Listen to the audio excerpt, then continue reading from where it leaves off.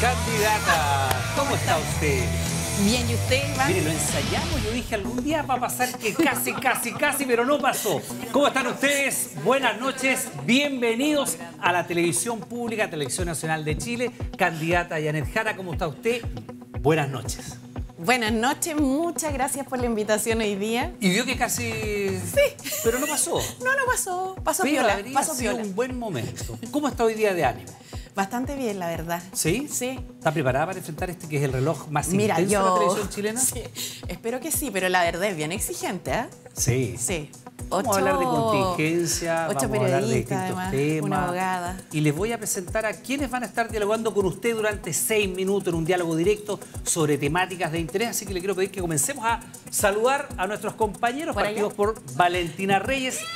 ¿Cómo está, Valentina? Un gusto saludarla. ¿Cómo está, candidata? Bienvenida a TVN. Muy buenas noches. Muchas gracias. Primera vez que me va a entrevistar usted. Le había entrevistado antes. Ah, no le puedo creer. ¿Cuándo? Sí, pero usted era ministra del Trabajo. En ese Hablamos tiempo. de pensiones, fue en la mañana. Pasó unos meses ya. Hace algunos meses. Algunas vidas, quizás. Meses en política son como varios años perrunos. ¿Cierto? Con Carmen Gloria Arroyo. Me imagino que ha hablado ya más de alguna vez. Buenas noches, Buenas candidata. noches, Carmen Gloria. Me entrevistó usted cuando ella era subsecretaria de Previsión Social. Enseñando a las personas sus derechos. Sí. Estuvimos conversando en la pizarra. Sí, estuvimos cuando se estaba haciendo el cambio al registro social de hogares. Exactamente. Bueno, Sí. Un placer tenerla de vuelta. Muchas gracias. Carolina Urrejola, nuestra compañera que viene llegando recién de 24 horas central. Carolina. ¿Cómo está, Janet? Buenas Un noches. gusto, Carolina. Bueno, nosotras nos hemos encontrado Varias varias veces. Varias. En otros canales que no vamos a mencionar. Tal cual. Los medios. En son otros todo. medios. En el ecosistema del periodismo. Don Andrés Vial. Candidata, ¿Cómo están? más de alguna vez. Más de alguna vez. Y vamos a hablar de economía. Pensiones, Muy probablemente. bien. Bienvenida a la televisión pública. Bueno, muchas veces por pensiones. Muchísimas. Y de hecho di mis primeras entrevistas de ministra con usted. Mira de economía, para que vean. ¿Ah? ¿Cómo Mira, marcó Andrés? marcó primera entrevista con... Muchas No, veces. es que usted me había entrevistado cuando era subsecretaria, Sí, pues. pero después también durante la oposición, cuando como experta en pensiones, ¿cierto? Estuve colaborando en la discusión previsional en el Congreso. Siempre estuvo Y con después nosotros. como ministra, Bienvenida, de las ministra. primeras. Muchas gracias. Ministra, candidata. Mira, la primera entrevista No se como preocupe. ministra. Sí. Matías del Río, me imagino yo que también ha tenido ahí sus entrevistas con Matías. Candidata, mucho gusto tenerla aquí, Un gusto para mí también, Matías. nuevamente. Hemos tenido entrevistas Muchas en Estado entrevistas. Nacional. Muchísimas gracias. Y, ha sido Y en siempre otros un- lados. Ha sido un placer siempre. Muchas gracias. Montserrat Álvarez. Candidata, ¿cómo está? Gracias por estar con nosotros aquí en Candidato Llegó Tu Hora, donde vamos a tener tiempo para explayarnos sobre sus propuestas y sus proyectos de país. Muchas gracias, Monse. Estuvimos María. recién con la Monse. Así estuvimos en el, en el Buenos Días a matinal. Todos, estuvimos en el sí. programa que se va a estrenar sobre niñez, que ya viene En muy NTV. luego. Sí. Qué bueno eso. Lindo proyecto, muy lindo proyecto. Sí. María Luisa Hola, Godoy. María Luisa. ¿Cómo está, candidata? ¿Cómo está el ánimo? ¿Está nerviosa? ¿Está contenta? ¿Está tranquila? ¿Todas las anteriores? Letra D. Todas las Todas anteriores. las anteriores. Excelente. Vamos, entonces. Vamos a pasar por todo ese estado de ánimo y finalmente Eduardo Fuentes. Hola, Buenas noches, Eduardo. candidata, ¿cómo está usted? Muy bien. Bueno, estamos aquí todos preparados para hacerle preguntas para entender cuál sería... Para hacerme preguntas muy difíciles. Sí, queremos tratar de entender cómo sería un eventual gobierno suyo, así como estamos tratando de entender la lógica de los zapatos de Iván. Te Son encantaron, cosas que ¿no? nosotros estamos tratando Oye, de me elucidar esta encantaron. noche. ¿Sabes qué? Se los voy a mostrar ya que están... Sí. A lo mejor por eso Pero, fue candidata, usted cuando llegó lo primero que me dijo, qué lindo No, es que lo zapato. encontré muy ¿Tan bonito. bueno? Sí. No, tú dices que partió. Oye, pero mira, ¿cómo le hacen? Ya está Tan el tiro cerrado? mentirosa. No, es que sobre Ya. los zapatos usted puede decir lo que quiera. Siéntase libre. Ya, candidata. Eso es lo que estaba pensando, que a lo mejor por eso fue el... Puede ser. ¿Cierto? Un tropiezo. Un tropiezo. Pero ¿quién no ha tenido un tropiezo en la vida? Ya, se lo pregunto de inmediato. Esta semana el presidente Boric hizo la cadena nacional presentando el presupuesto de la Nación y para muchos fue un tropiezo haber emplazado, sin nombrarlo, a José Antonio Kast. Hay quienes dicen que nunca un presidente en la presentación del presupuesto había hecho una crítica a un candidato presidencial. ¿Qué le parece a usted ese video? A ver, primero que creo que para opiniones, ay, igual que la gama de colores, ¿no? Entonces hay mucha gente que opina de distintos puntos de vista. Pero nos interesa la suya. Sí, yo voy a señalar mi opinión. Yo creo que aquí lo más relevante de esta discusión es que cuando uno habla de presupuesto, está hablando de ingresos y de gastos, y cuando uno habla de que va a reducir 6.000 millones de dólares el gasto público y no dicen qué, realmente es algo que la ciudadanía debiera preguntarse cuál es el plan, o es un plan secreto. ¿Y es la presentación del Ahora, presupuesto el momento para hacer eso? Mire, yo creo, como yo ya no estoy en el gobierno, digamos, hace bastante tiempo ya, me imagino que el presidente tomará su decisión en base a criterios que él tiene, pero lo que sí le puedo decir es que ese no es mi estilo. Más que nada un tema Déjame de hacer una estilo. pregunta más directa. Si usted hubiera estado en el gabinete y el presidente le hubiera preguntado, ¿sabe que quiero interpelar a Kast por esto? ¿Qué le habría dicho usted? Bueno, lo más probable es que le hubiera dicho que no, en mi opinión, pero por un tema de estilo. Yo igual soy Usted le habría de dicho otra que manera, claro. Pero él toma su decisión autónoma. Por supuesto, si el pero presidente usted de la no le República. habría recomendado hacer eso. No, en general. Ya. Espérese, hay otros analistas que han dicho que en este intercambio, usted leyó los diarios hoy día, ¿no? En este intercambio entre el presidente Boric y José Antonio Kast, la invisibilizaron a usted. Sale de la discusión y no se habla del presupuesto, sino que del discordio entre Kast y Boric. ¿Está de Mire, acuerdo? tan invisible que ahora estoy sentada en este sillón. Estamos con para ustedes. eso, pero en estos días de discusión Sí. tuvieron que todos salir a opinar si estaban de acuerdo o no con lo que había dicho el Sí, presidente pero, José Antonio Kast. Mire, yo lo que he visto por lo menos en la política es que en general cualquier cosa que se haga o que se diga depende mucho de la opinión de quienes están analizando los temas. Y a mi entender, en general, no me las sé todas, no me las creo todas, pero tiendo a ser una persona más segura que insegura. Así que encuentro que se den esos debates es democrático, es importante, pero yo sigo mi camino. Pero usted- Y mi camino no está por el lado de entrar en las polémicas, mi camino está por el lado de Pero queremos conocer su conquistar estilo. conciencia y corazones para ser presidente de Pero Chile. queremos conocer su estilo. Y usted eventualmente en La Moneda, presentando en cadena nacional el presupuesto de la nación, ¿criticaría a un candidato No, presidencial? es que de no es mi oposición? estilo, no es mi forma. Usted no lo habría hecho. No, porque yo creo que somos personas distintas, evidentemente compartimos varias ideas comunes, somos parte de la coalición de centro-izquierda que me apoya, pero tenemos formas distintas y eso es bien evidente, ¿no? Bueno, tanto así que incluso parlamentarios de la UDI fueron hasta Contraloría, acusan intervención, están pidiendo que la Contraloría se pronuncie.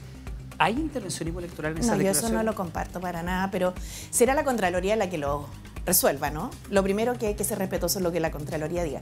Pero no lo comparto de fondo por dos razones. Primero, porque la UDI ha utilizado la Contraloría como una herramienta política permanentemente, como si la Contraloría no tuviera pega, digamos.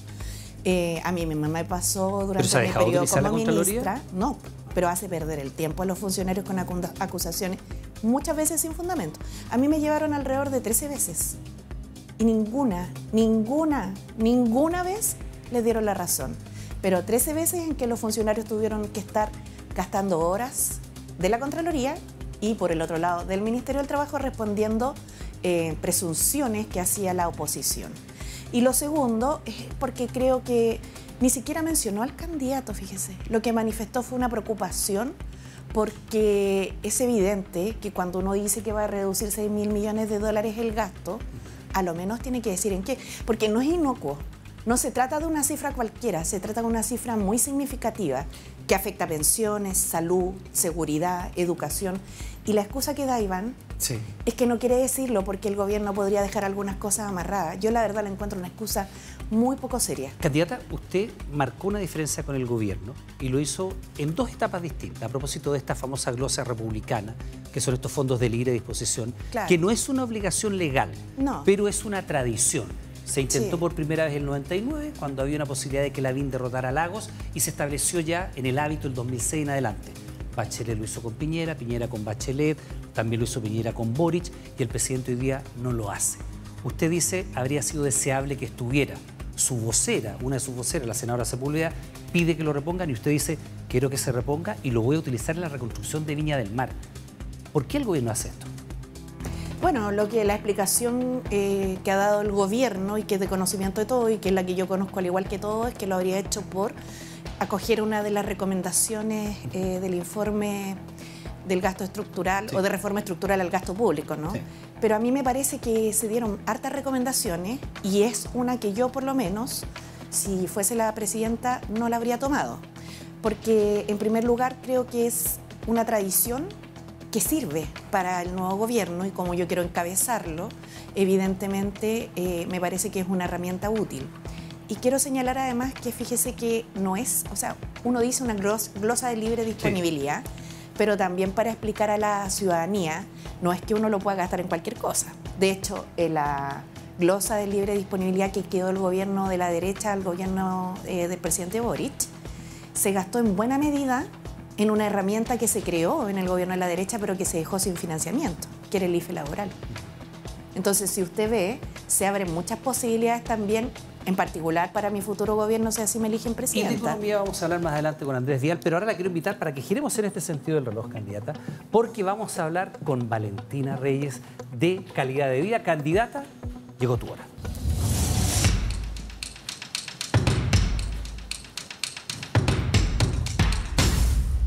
Buenas noches, candidata, nuevamente. Vamos a hablar de calidad de vida y tiene que ver mucho con la calidad de vida, la vivienda. Y hablemos de reconstrucción. Usted esta semana dijo que ha sido vergonzoso lo que se ha demorado la reconstrucción en Viña del Mar, Quilpué, Villa Alemana, después de los incendios, ¿cierto?, del año 2024.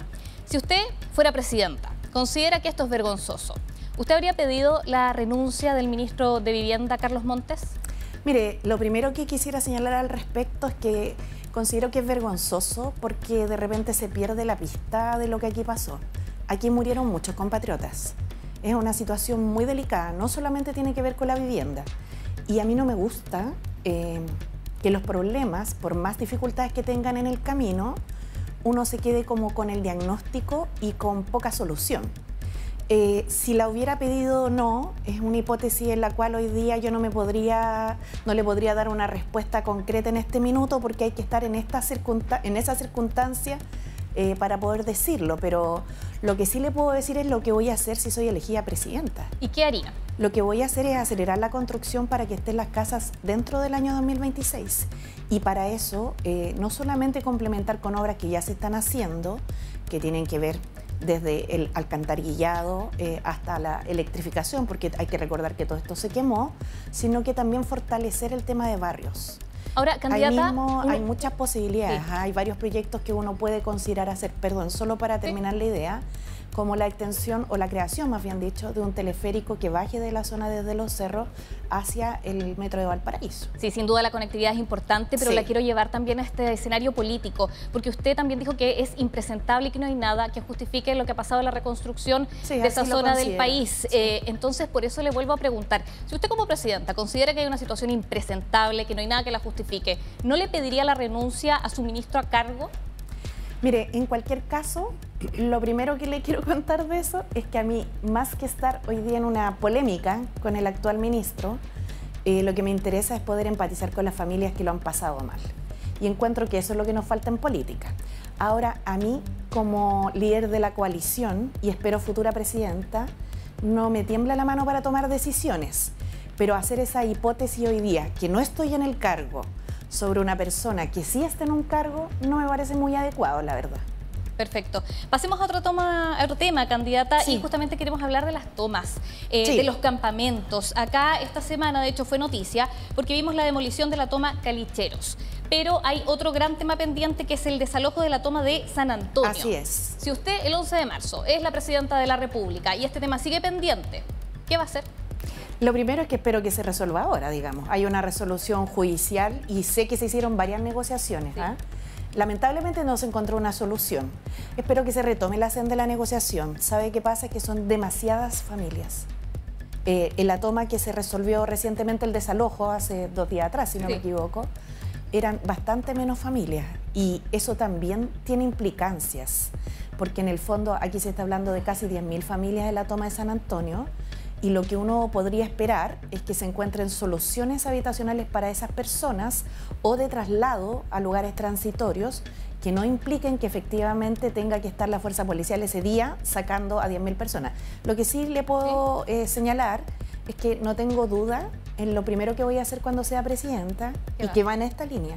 Voy a desalojar el Cerro Chuño y lo voy a desalojar porque ahí no hay Estado, y además se promueve una narcocultura que es muy negativa para el país. Sí, usted lo había adelantado en Buenos Días Sí. a Todos, candidata, pero le pregunto por lo de San Antonio, porque acá, de hecho, a principios de septiembre, la mesa de negociación se paralizó, hay una orden de tribunales, Así es. entonces no se ha llegado a esta solución que se quiere respecto a dar una solución habitacional. es que por eso le entonces, digo- ¿usted desalojaría? ¿Qué va a hacer para No, yo hacer cumplir el Estado voy de a Derecho? intentar buscar otra solución porque, como le digo, o sea, una solución en la cual la gente saliendo del lugar no queda a la intemperie. Ese es el punto. Porque lo que ocurre en San Antonio es que es mucha gente, entonces no es comparable a otras tomas. Y para eso se hacen soluciones de largo plazo, como por ejemplo con un trabajo previo lo que hizo la alcaldesa de Quinta Normal, mucho tiempo, en la cual sin orden judicial gestionó el desalojo de 3 tomas previamente con aportes de subsidios habitacionales, con arriendos temporales. O sea, aquí hay una gestión que hay que hacer y que yo lamento que a esta altura no se haya hecho, pero esa es la realidad y ahí estamos hablando de 10.000 familias. Entonces, las medidas que se aplican en política pública, a mí me queda sumamente claro que las resoluciones judiciales hay que cumplirlas y aplicar el Estado de Derecho. Pero uno no puede dejar 10.000 familias de un minuto para otro a la intemperie. ¿Expropiar para usted con fines de utilidad pública en este caso no sería una solución?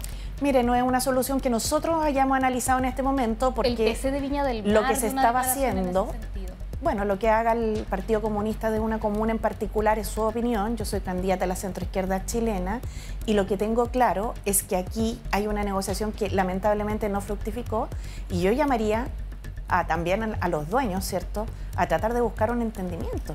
Porque es verdad que ellos necesitan recuperar su terreno, pero también es verdad que hay 10.000 familias en San Antonio. ¿Y cuánto más Entonces puede uno tiene demorar que una buscar un resolución equilibrio. judicial, candidata? No, yo creo que no mucho más. Ese es el problema que tenemos. Por eso esto es urgente resolver ahora. Si usted llega el 11 de marzo, ¿cuánto tiempo se daría para resolver este tema? Si Yo usted llega el 11 de esperaría marzo, tener, ¿no? sí, tratar de resolverlo dentro del primer semestre. ¿Sabe por qué? Le podría decir los primeros 3 días, las primeras 48 horas, pero estos temas no son fáciles de resolver. Por eso llevan el tiempo que llevan. Y yo no quiero hacer promesas que no tengan, que sean humo o que no tengan fundamento, porque lo que sí le puedo decir es que aquí hay un derecho de los propietarios del terreno, pero nadie puede cerrar los ojos a que hay 10.000 familias. Distinto es cuando en una toma hay 100 personas, 200 personas. Sí, es la toma más Sí, grande. Ese es el punto. Y eso es una realidad. Candidata, quería llevarla a otro tema. Porque, Perdona, y solamente ¿sí? decir una cosa, que el sentido de realidad de la política es muy importante. Lo digo porque aquí muchas veces se hacen promesas que no tienen nada que ver con lo que vive la gente real. Sí, no, sí, más que el sentido de realidad también es como solucionar ahí este Por problema. supuesto, por eso Sí. la gestión pública y la experiencia es relevante. La quiero llevar a otro tema importante supuesto. también en cuanto a las familias y sus cuentas, candidata, porque el costo de la vida, cierto, siempre Sí. está en aumento. Acá, además, dentro de las medidas que se han tomado para aliviar esto es el subsidio eléctrico, que vence ya el próximo año. ¿Tiene alguna medida respecto a cómo aliviar el costo de la vida de las familias? Estamos en el contexto de calidad de vida, ¿cierto? Los hogares, diferentes temas. Cuénteme si tiene ahí alguna medida. Sí, lo primero que le quiero comentar es que para nosotros el tema del costo de la vida es uno de los 3 ejes de nuestro programa, que está publicado desde el 18 de agosto en janetjara.cl. Muy original el nombre no es, pero ahí lo pueden revisar. Y una de esas medidas tiene que ver con abordar el tema de las tarifas eléctricas porque han subido considerablemente. Entonces lo que vamos a hacer es propiciar contratos especiales para asegurar un consumo de kilowatts básicos para las familias. ¿Para todas las familias? Para todas las familias que tengan un consumo inferior a 85 kilowatts básicos y que son luz y que son refrigeración, iluminación, o sea, las cosas básicas de un hogar. ¿Y no importa el ingreso de estas familias? Es que no tiene que ver con un subsidio, Ya. es una renegociación a través de un contrato especial para poder bajar el costo. Esto le va a generar una disminución del 40% del costo a las generadoras, pero las transmisoras, las distribuidoras no tienen una baja de costo. ¿Cuántos hogares serían? Por eso Lima? esto va a impactar en un 20% de reducción de las cuentas eléctricas de la ciudadanía. ¿Y a cuántas familias llegaría esto? A toda la familia del sistema eléctrico. No importa sus ingresos, sea una familia de altos Es que ingresos no también. es un subsidio, no hay una transferencia desde el Estado. Es una mejor negociación de las tarifas para la ciudadanía. Y que tiene un tope que es el consumo básico, porque no estamos hablando de las personas que tienen, no sé, algunos otros aparatos que puedan exceder los 85 kilowatts. Tiempo, candidata. Gracias, Muchas candidata. Muchas gracias. Gracias, Valentina. Candidata, giramos para acá porque también es un tema muy relevante conocer su estilo, lo que haría, de su gobierno. ¿Ya? Con Matías del Río, candidata, llegó tu hora.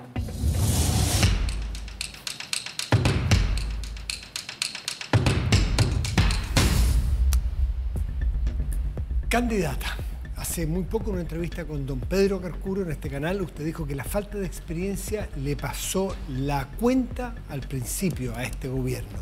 Dígame, por favor, si puede mencionar 3 cosas que hizo este gobierno que usted hará distinto. A ver, lo primero señalar que no es algo que haya dicho solamente yo. De hecho, el mismo presidente lo ha dicho. Y yo creo que es algo bien evidente, ¿no? Mira, la primera, que yo creo que es la más compleja,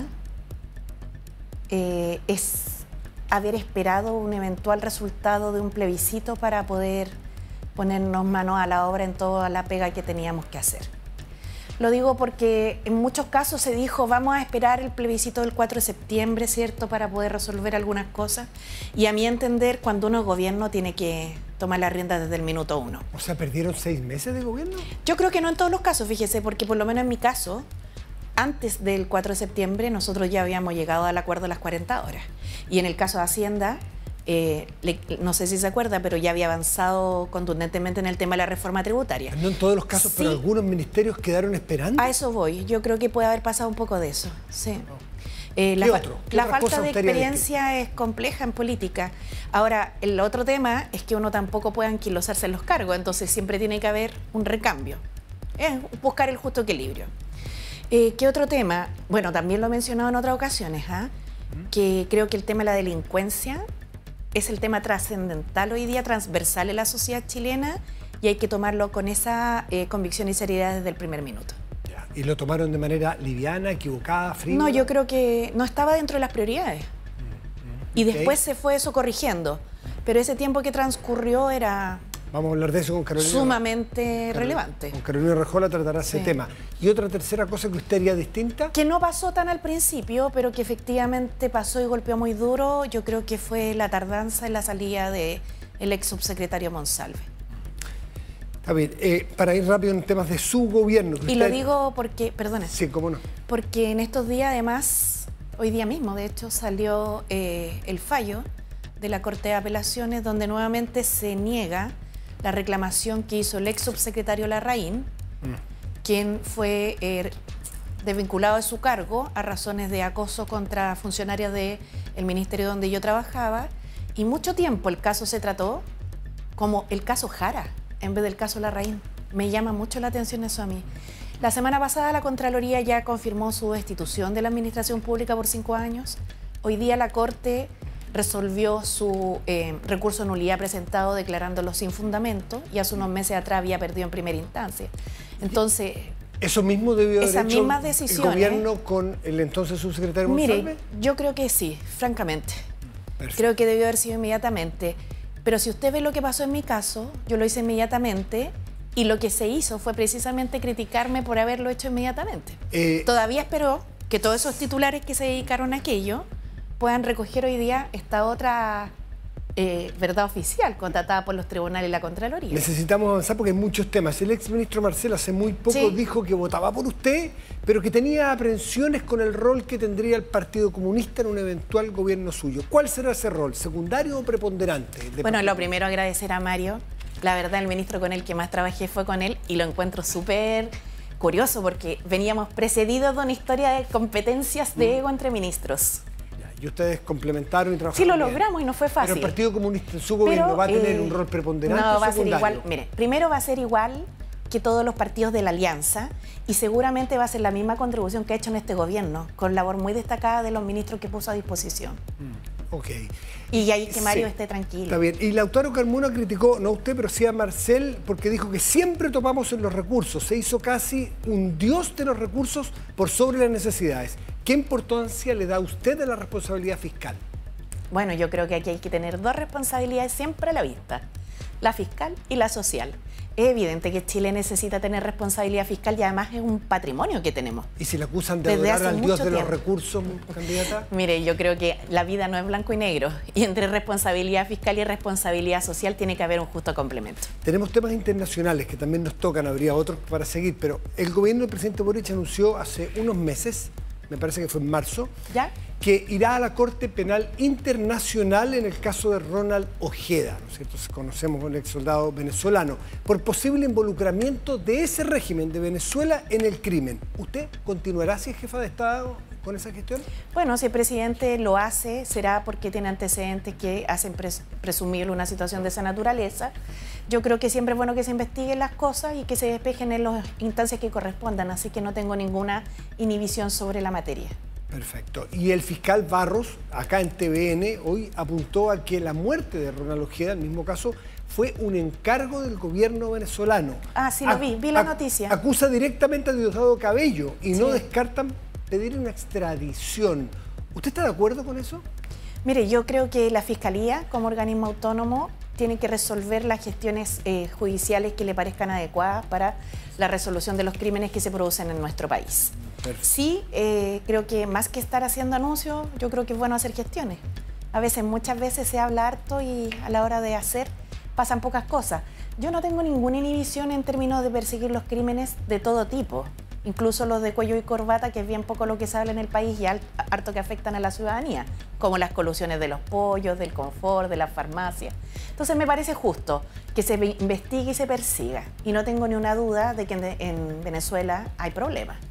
¿Que hay problemas o hay una dictadura? No, hay una dictadura, también lo he dicho. Trate solamente de ser más suave, porque Oye, hablando de este tema en particular sí, del sí, crimen. sí, yo sé que porque usted- eso yo no sé si es así o no, y eso lo tendrá que determinar la justicia. Perfecto. A propósito de eso, usted al principio en las primarias dijo que Cuba era una democracia diferente. Luego, hace muy poco en el diario El País, dijo que claramente Cuba no es una democracia, después de una dura, una compleja reflexión. ¿Qué falta para que usted diga que Cuba es una dictadura? Lo primero, Matías, es que no lo dije en el diario El País. ¿No lo dijo? Lo dije en este mismo canal, con Pedro Con Pedro Carcuro, sí, disculpe, sí. la entrevista de No Marcelo se era en El preocupe. País. Disculpe, gracias por la Sí, aclaración. sí, no se preocupe. ¿A quién no le ha pasado? ¿Quién no comete un error en la vida? Está, más de uno, más de uno. Sí, es verdad, también. Salgamos de ahí. Por favor. Mejor, los dos. O métanse. Ah, no, No, mejor que no.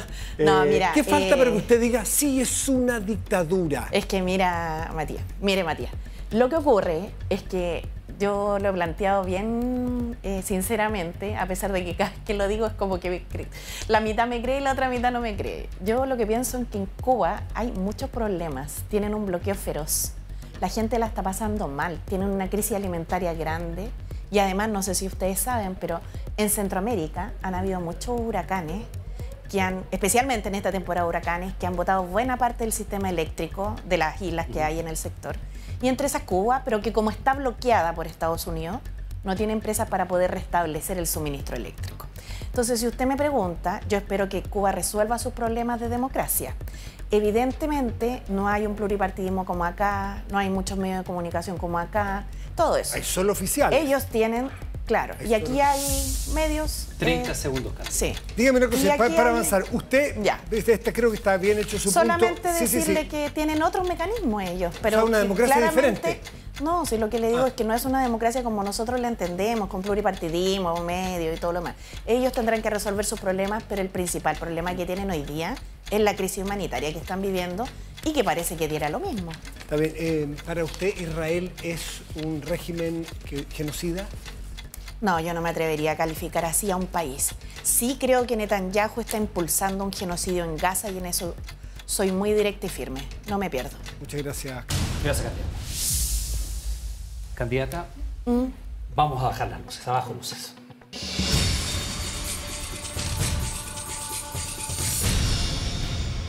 Candidata, un presidente llega al gobierno evidentemente con sus equipos, con su programa, con sus ideas, con su trayectoria, pero también llega con su biografía. Y queremos entrar un poco en eso, porque usted tiene una biografía que es bien especial y que merece algo de atención. Usted se casó muy joven, ¿a qué edad? A los 19. Está en la universidad. Sí, estaba pasando a tercero. Pasando a tercero. Sí, agrandada, Agrandada. básicamente. Sí, me imagino. Pero, Sí. pero además, muy joven. Sí. Le tocó vivir una experiencia que es muy traumática, que es quedar viuda a los 20, A los 21. 21 años. Mira, este es con mi papá. Está con su papá. Sí. Estamos hablando del matrimonio con Gonzalo, sí. su primer marido. Mi primer marido, sí.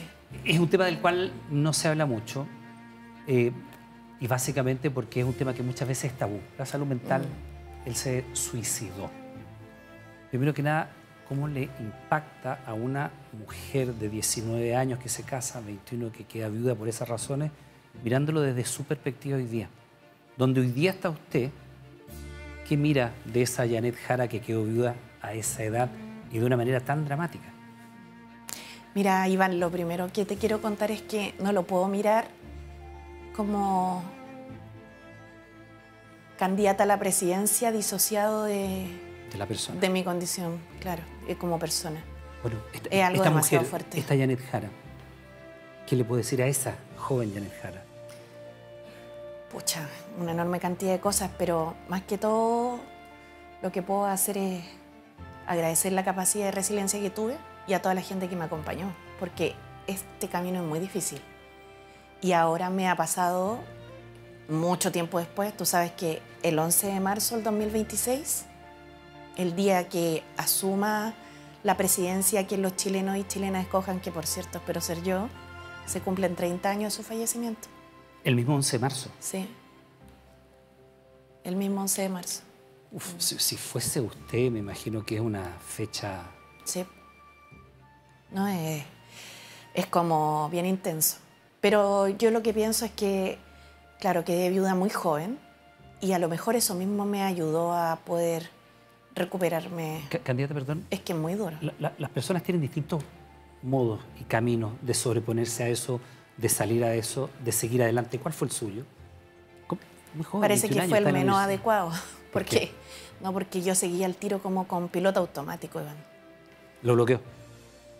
No intenté, porque no es posible. Pero, por ejemplo, seguí yendo a la universidad. De hecho, ese año egresé. Egresé de la universidad, di mis pruebas. Mis compañeros de curso y me apoyaron mucho. Les agradezco a mis compañeros de Administración Pública de USACH. Pero, claro, yo creo que en estas cosas es que cada uno lo vive de manera distinta. Por supuesto, usted ya tenía una actividad política, ya era dirigente. Sí. No, al final sí, claro, ya participaba en política, pero al final de ese año además me presenté candidata a la Federación de Estudiantes. Entonces lo que yo veo que hice es que como que me tapé de cosas para no pensar.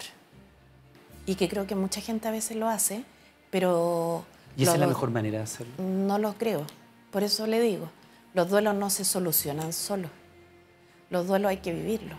Y no sé cuánta gente más habrá pasado por esto, pero yo sé que los que han pasado por esto me van a entender. Un fallecimiento por suicidio genera un duelo casi eterno. Es muy largo. Uno después igual hace otras cosas en la vida. Yo después me casé por segunda vez, tengo un hijo, tuve un maravilloso matrimonio, estuve 15 años con mi segundo marido. Pero esto no se olvida nunca. Nunca. Y me da... Veo esa foto donde salgo con mi papá, que ya no está tampoco, y me da nostalgia un poco porque me veo y era una niña. Evidentemente es una niña llegando al altar de la mano de su padre y que enfrentaría un destino tan complicado. Sí, y inesperado. Eso es lo... No hubo señales, porque la salud mental ha sido durante mucho tiempo tabú, en nuestro país se habla poco de esto. El mismo presidente Boric decía hace un poco, cuando él habla de su propia crisis de salud mental y que estuvo incluso internado, dice, se levantan todas las alertas. Él fue muy valiente. Presidente, ¿te acuerdas cuando el presidente habló de los temas de salud mental? Sí, claro. Yo encuentro que sirvió mucho para que el tema dejara de ser tabú. ¿Janet? Pero claro, si tú lo ves, es complejo. ¿Te puedo contar algo? Sí. Es que yo después, como a los 2 años me parece, falleció un futbolista en la Universidad Católica. Raimundo Tupper. Él mismo. Y claro, como él era conocido públicamente, a su familia o a alguien lo entrevistaban y le preguntaban si había visto señales. Y yo puse como mucha atención porque estaba con la... Quería saber si usted se había pasado por algo. Claro, o algo. Sí, yo había, y lo que recuerdo de ese minuto era que no. Pero hay familias que pasan por esto y es muy duro y las personas que lo viven terrible. Lo de Tupper le hizo a usted reflexionar de una manera distinta. Me hizo un poco perdonarme. ¿Usted se culpaba? Obvio. De no haber estado alerta, de no haber visto señales. Obvio, mucho tiempo. ¿Y se perdonó del todo? Yo diría que el tiempo ha ayudado mucho en eso. Y también después ya como procesarlo menos emocionalmente y más científicamente, porque en definitiva las enfermedades de salud mental, que son tan complejas, que afectan a tanta gente además, no son responsabilidad de otros, le tocaron a alguna persona. Candidata, 30 años se van a cumplir de este hecho tan marcador. Y hoy día usted lo ha dicho, está en otra situación. Usted dice que tiene un pinche, está en pareja. Sí. Creo Dejé recuperarme de la emoción anterior. Sí. Hablar de mi pobre pinche. Pongámosle... Oh, que está chascón ahí. Mire. Mire, ahí Se va a enojar de nuevo, que casi no tenemos muchas fotos porque ¿no le es gusta muy esa foto? tímido. ¿Sí? Sí. Es que yo le quiero Ahí estamos en la preguntar, ya pandemia. aprovechemos de tomar un poco de aire después de eso, pero... Y agua. Y agua, tome agua. Gracias. Porque además también nos interesa, porque aquí ya se cruza lo público con lo privado. Lo otro es su vida privada, porque era una niña, casi 19 años. Sí. Cuando se casa, 21, cuando queda viuda y todo lo que ha caminado después en la vida. Pero si usted llega a la moneda, su pinche, pongámosle nombre. Claudio, sí. Claudio. Sí. ¿Qué va a ser el primer damo? ¿Va a tener algún cargo? ¿Va a llegar con usted de la mano a la moneda? ¿Qué sería? ¿Le incomoda, le acomoda? ¿Se ve entrando de la moneda de la mano de su pinche? ¿Le daría alguna participación el gobierno o él seguiría, entiendo que está en el registro civil, ¿no? Sí, trabaja allá. Mire, mientras en esta mano... Mientras no haya nada allí, tiene que haber señales. No diré nada, pero habrá señales. El hombre tiene que ganarse el ingreso a la moneda. Estoy bromeando, pero... No, pero cuando una mujer Ya dice lo dijo esto, ya. Cuando una mujer dice esto, eso no es broma. Mire, no El diré hombre nada, tiene... pero solo haré así. Ok, el hombre tiene que dar señales. No. Yo creo que... Bueno, igual tampoco es mala idea. No te sientas presionado. Lo estamos llamando para comunicarle que tiene que hacer... Más rato tenía una visita en el estudio. No, yo creo que no entraría conmigo a la moneda, principalmente porque si me eligen presidenta me van a elegir a mí. Y yo voy a ser la responsable de liderar esto. Yo valoro mucho, por ejemplo, el rol que jugó la señora Luisa Durán como primera dama. Y de hecho, ella que estuvo también después con la presidenta Bachelet impulsando el programa Sonrisa de Mujer, lo encuentro una maravilla. Y traemos alguna medida nosotros en ese sentido también que buscan restablecerlo. Pero también los tiempos cambian. Y como yo soy mujer además, en este país además, cualquier cosa que una hace o no hace, se le suele atribuir a los varones. Y quiero ser súper clara porque si soy presidenta de Chile, la que va a liderar y mandar voy a ser yo. Y lo voy a hacer escuchando a todo el mundo. Pero sé tomar decisiones y no necesito a mi pinche en la moneda. Perfecto, queda súper claro. Aunque invierta en una roca. No va a llegar a la moneda. No, si ya lo dijo, sí, oiga, no le cuento la cante. Pero, candidata, la economía es fundamental. Usted ya ha conversado con Andrés Vial, que además nos enteramos que fue el primero que la entrevistó en su condición de ministra de Economía con Andrés Vial. Candidata, llegó tu hora.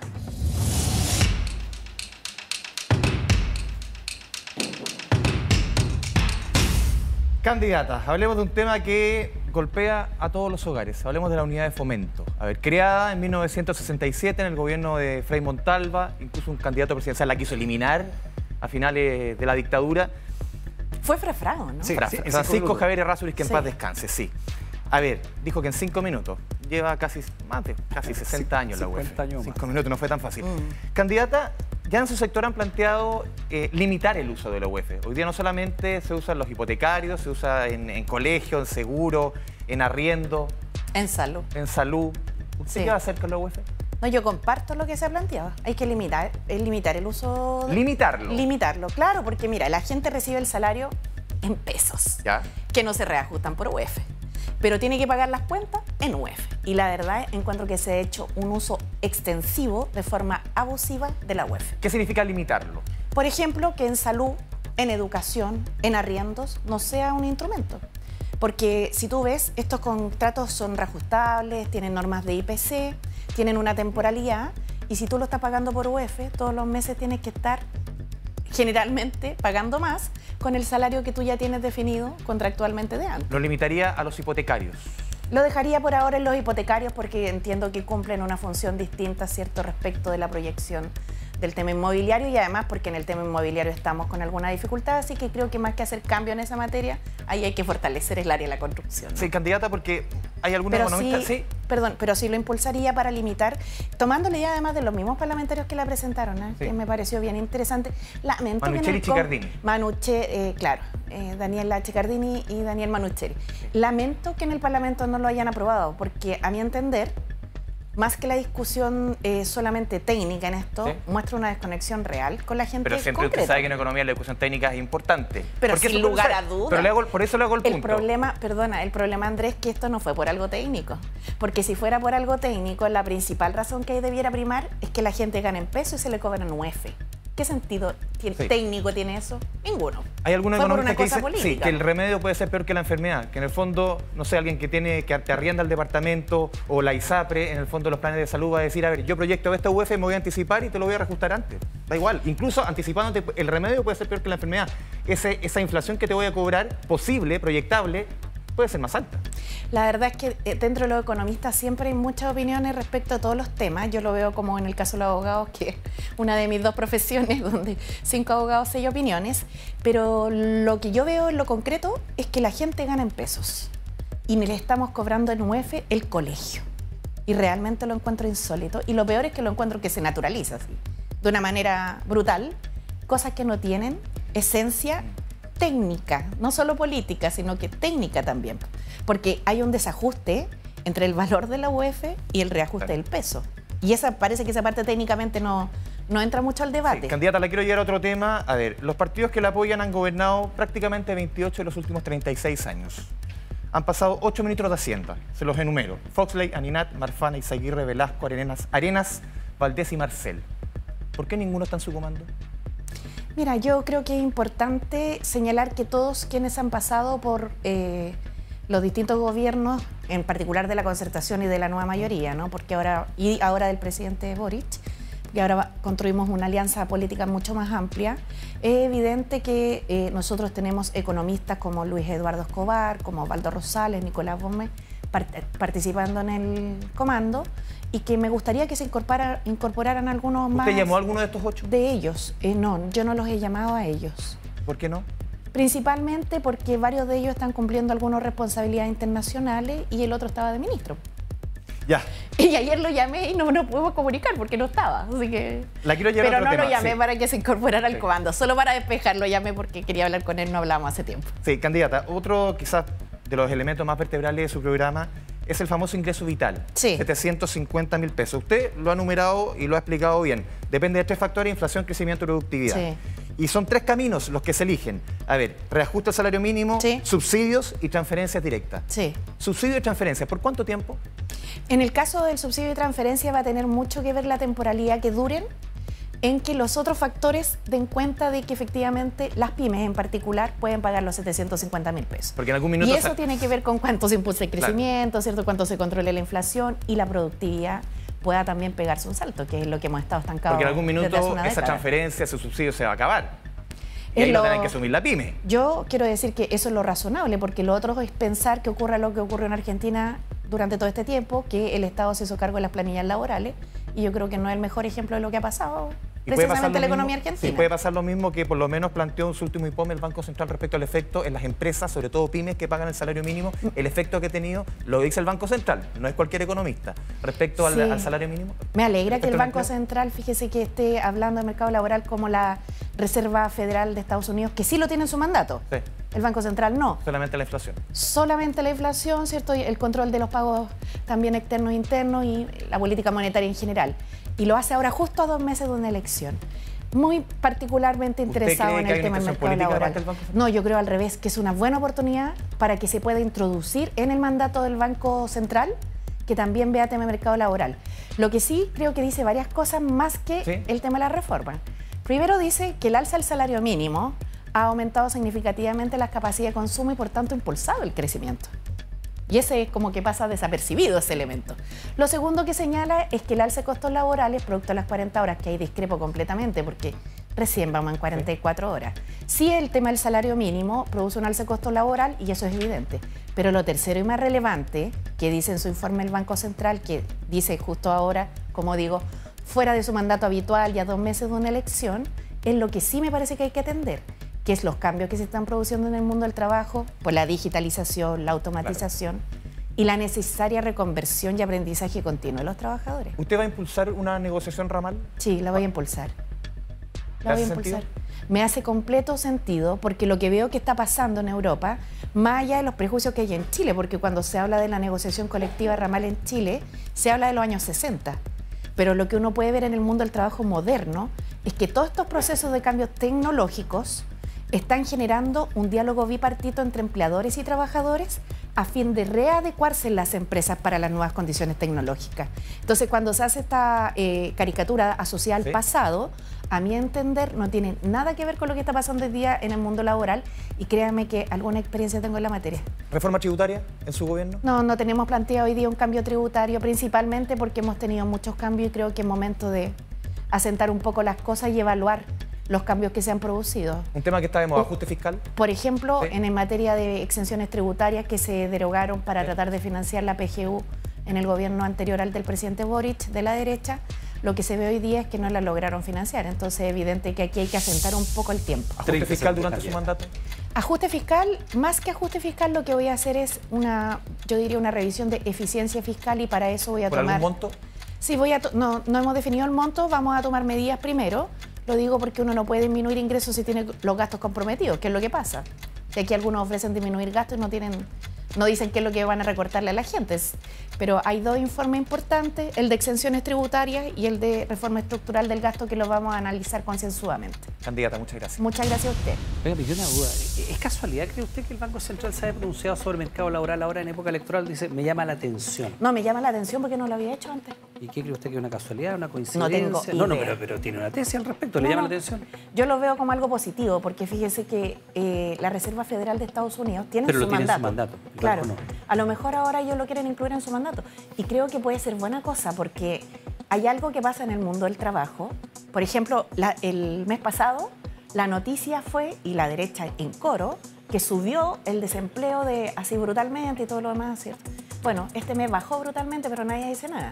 El problema es que es más estructural el punto, porque la fuerza de trabajo tiene que adecuarse al cambio tecnológico. Y eso creo que hay que hacerse cargo de una manera central para lo que viene. La economía, el crecimiento, el empleo son fundamentales y la seguridad, por supuesto que lo es. De seguridad, conversamos con Carolina Urrejola, candidata, llegó tu hora.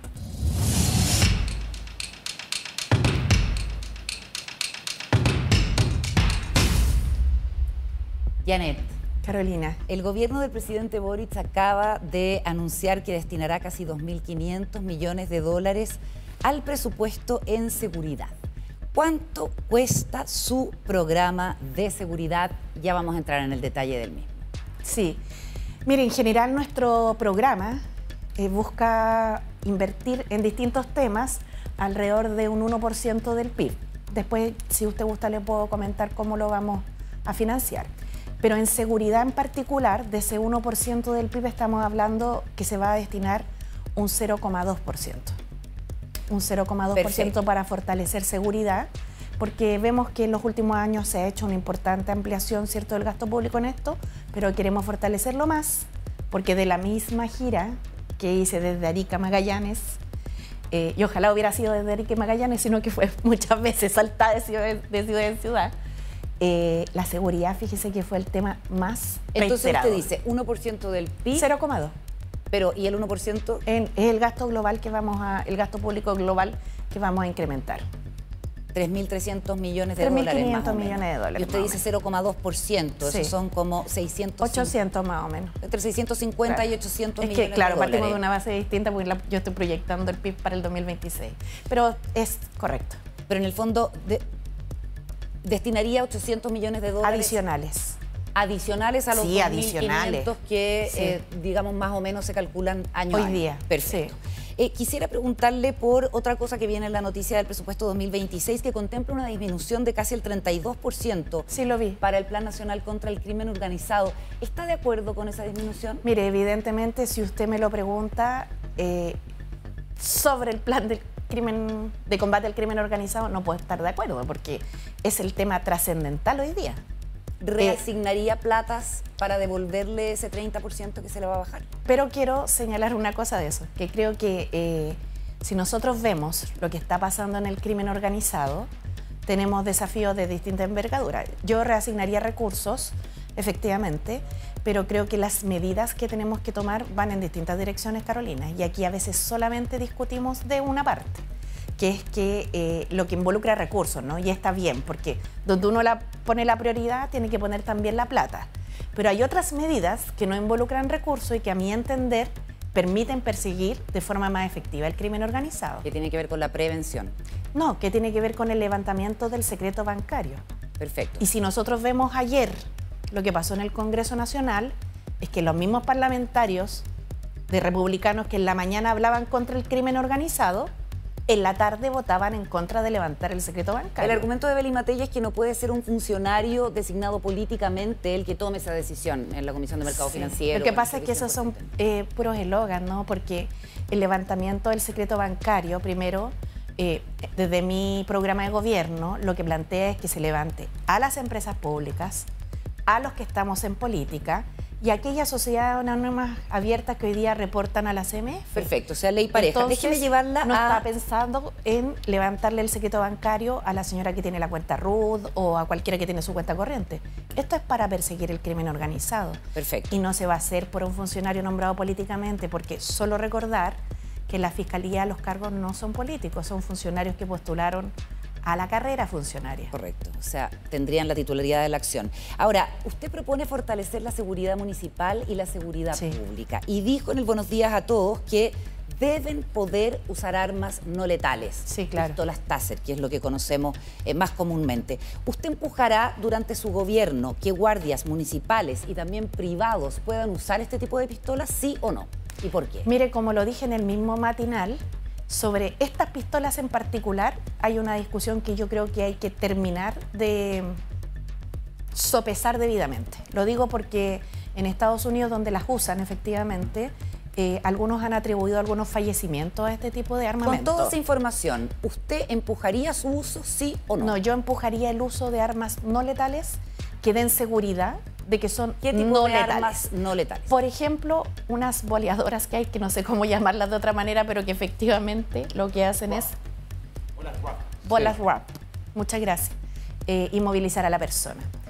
Eso se trata de un arma no letal y de proteger además a los guardias municipales, porque aquí hay una triada entre... O sea, entre no pistolas taser en manos de guardias municipales ni con de los guardias antecedentes privados. que hoy día hay, creo que es una irresponsabilidad decir que sí, porque estamos hablando de armas no letales. Ya, es que y lo que estamos eso marca una diferencia en este respecto minuto, de la entrevista en el Buenos Días a Todos que fue hace 5 días, una semana. No, es que dije exactamente en el Buenos Días a Todos que esto hay que evaluarlo. No, dijo porque que de los todas casos maneras sí tienen que utilizar este tipo de pistolas. Eso es lo que dijo. No, perdone, pero mire, no me gusta entrar en un sí, no dijo, pero no, ¿sabe por qué lo recuerdo bien? Porque ya había leído esta noticia y que tampoco está tan claro que fueron estas pistolas las que lo causaron. Si por eso le digo, esto sería como noticia en desarrollo. A mí lo que me interesa es que los guardias privados, los guardias municipales, que son coadyuvantes de la seguridad pública, puedan también estar protegidos y contar con herramientas, pero evidentemente no letales. Y supongo que de aquí al 11 de marzo, cuando asuma como presidenta, esta discusión ya va a estar despejada. Hay que recordar además que ahora se están bajando los reglamentos de las leyes recientemente aprobadas en torno, ¿cierto?, a la seguridad, y espero que también ahí vengan algunos encuadres importantes. Así es. Usted dijo que iba a perseguir sin ninguna inhibición todo tipo de delitos, se lo acaba de decir a Matías. Sí. ¿Cómo pretende avanzar en leyes de seguridad si varias de las más emblemáticas han sido votadas en contra o se han abstenido miembros del Partido Comunista y del Frente Amplio? Sí, ha sido una discusión o una pregunta que se me ha hecho reiteradamente. Yo creo que primero en todo el sector hay un importante aprendizaje de que no debe haber inhibición en este tipo de temas. Y yo le he dicho desde el día 1 que fui candidata a las primarias, porque para mí como una mujer de izquierda y hoy día una candidata a la centroizquierda chilena, no hay nada más que me indigne como veo que llega el narco y el crimen organizado a las poblaciones. Y entonces, ¿cómo no hay posibilidad a sus partidarios? Y muchas veces no hay posibilidad y no se cuenta con herramientas para combatirlos. Yo creo que aquí, Carolina, los liderazgos políticos están para tratar de convencer a los demás y más no para obligarles. Primero porque eso no resulta. O sea, concretamente, porque además estamos en un momento de la política en que todos se quieren diferenciar, entonces usted da una instrucción y al tiro alguien le sale a decir que no. Total, ahí tiene 5 segundos en la tele. Persuasión. Pero sí creo que hay un aprendizaje importante para todo el sector. Y cuando se han rechazado algunas leyes, también quiero decir que no ha sido a propósito de nada, no ha sido gratuito. ha sido porque la derecha chilena también se ha pasado 3 pueblos en las indicaciones que ha hecho. Ok, déjeme Entonces hace avanzar con la imposible siguiente muchas pregunta. veces que se pueda llegar a un acuerdo en estas materias. Ok, ¿la CAM y la UAM son organizaciones terroristas, sí o no? Mire, en ese tema yo me pliego absolutamente a lo que definen los tribunales de justicia. Si la preocupación es si yo voy a impulsar o no acciones judiciales para el reconocimiento de determinados delitos que puedan revestir el carácter de terrorista, teniendo los antecedentes no tengo problema. 30 segundos. ¿Se va a querellar por ley antiterrorista? Cuando corresponda y existan antecedentes de esa naturaleza, pero lo que sí le quiero decir es que si uno ve lo que está pasando en la Araucanía, han disminuido mucho los delitos de este tipo. ¿Va a y creo que aplicar hay el estado una de excepción? ¿Va a seguir aplicando el estado de excepción como lo ha hecho este gobierno? Y creo en la materia de los, de los delitos sindicados como terroristas que hay una gran estigmatización y que pasa porque a la derecha le rinde electoralmente aquello. ¿Estado de Pero excepción si sí o usted no, ve, que se nos acaba el tiempo? No, yo, mientras sea necesario y apenas pueda se empiezan a descalar. No, flexibilidad en eso. Muchas gracias, candidata. A usted. ¿Cómo va Yanel Jara hasta aquí? Como cuando di mi examen de grado de Derecho. ¿Y cómo le fue? ¿Ah? Bien. Me fue bien. Le fue bien. Obvio. ¿Hay terrorismo? No, y además que si me hubiera ido más, no les voy a estar contando. Sí. Bueno, aunque sí, porque ¿sabe qué me ha sorprendido? ¿Qué cosa? Que ahora han solicitado hasta mi tesis de mi primera carrera. Bueno, capaz que nosotros la sorprendamos con algo más de No. vuelta de la pausa. Yo digo, estamos me en van a bajar Candidata, las llegó notas. su hora. Espérenos, volvemos de inmediato.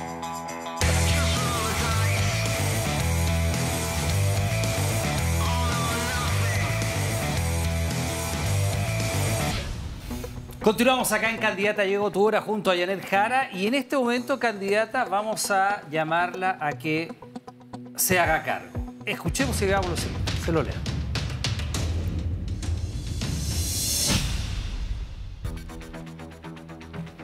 De hecho, fue una denuncia presentada por el Departamento de Prensa de 24 horas de nuestra excompañera, Constanza Santamaría, que investigó precisamente al director del Servicio de Impuestos Internos que tenía unas contribuciones no actualizadas y deudas bien importantes. ¿Qué es lo que dijo él?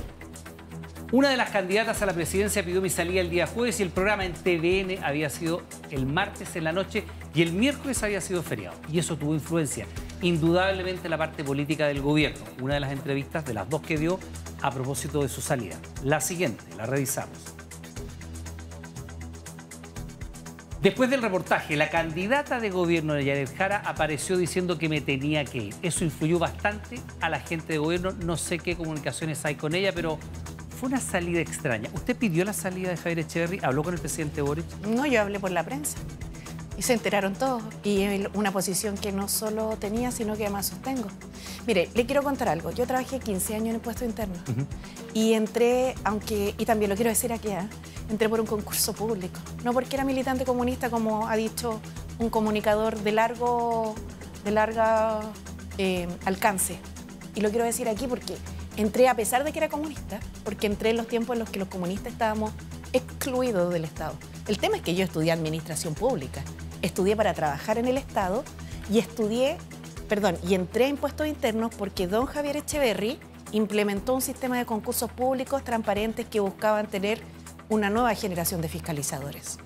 Y yo agradecí mucho todo su liderazgo durante los años que yo trabajé en la institución. Él se fue antes que yo me fuera de la institución, porque modernizó el servicio, ayudó mucho, pero a veces las segundas partes no son tan buenas. Y la de él fue mala. No, yo lo que no comparto son 2 cosas. La primera es que si él tenía esta contingencia tributaria, que es como se denomina técnicamente este tema, debió o haberlo transparentado antes o no haber asumido una responsabilidad así, porque es como casa de herrero, cuchillo de palo. Además, con todo el tema de contribuciones que es tan duro para los adultos mayores. Pero en segundo lugar, sus declaraciones posteriores además me han preocupado, ¿no? Porque el otro día dijo que estaba en contra de que se abriera el secreto bancario porque los funcionarios filtraban... No podría, a lo mejor no dan garantía de guardar el resguardo. Claro, y fíjese que precisamente en su periodo, donde se modernizó de manera importante el servicio, se establecieron controles de trazabilidad. No es que uno pueda llegar y meterse a revisar un contribuyente, se sabe. Y ¿sabe por qué yo lo sé? Porque yo trabajé en grandes contribuyentes, donde había gente conocida, importante, Y evidentemente cuando a veces consultaba a alguien por algún caso que tenía cierta relevancia política, tenía que explicar por qué. Entonces me pareció una acusación bien sin fundamento hacia los funcionarios de impuestos internos, que yo sé que no los quieren muchos chilenos, pero yo, o sea, no es tan popular la institución, pero yo sí les tengo estima, porque son personas profesionales y técnicas muy preparadas. Y no creo que por un error que cualquiera puede cometer, como él lo cometió, tratar de desviar la atención hacia otras cosas, no sé. Yo lo dije claramente por la prensa y todo el mundo lo escuchó. Y salió del gobierno.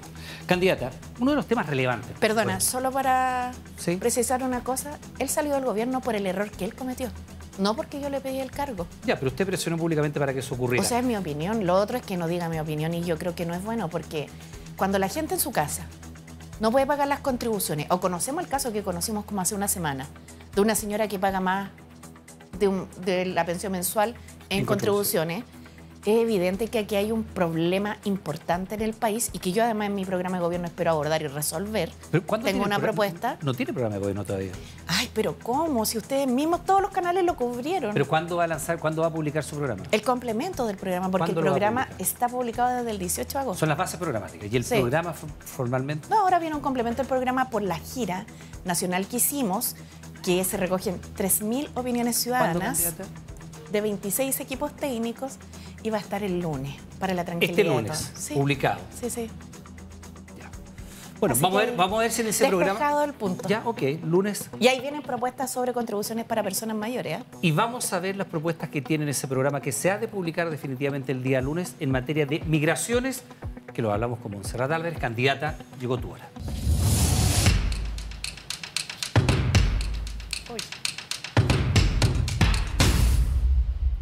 Candidata, bueno, en tema migratorio, hay por cierto, la verdad que muchas aristas, sin embargo quisiera detenerme en el tema de la regularización, porque usted ha sido de las voces públicas que ha planteado que hay que regularizar, que hay que empezar a hacer este proceso. Quisiera saber quiénes y cómo, quiénes encabezarían la lista para ser regularizados y cómo se llevaría a efecto este proceso.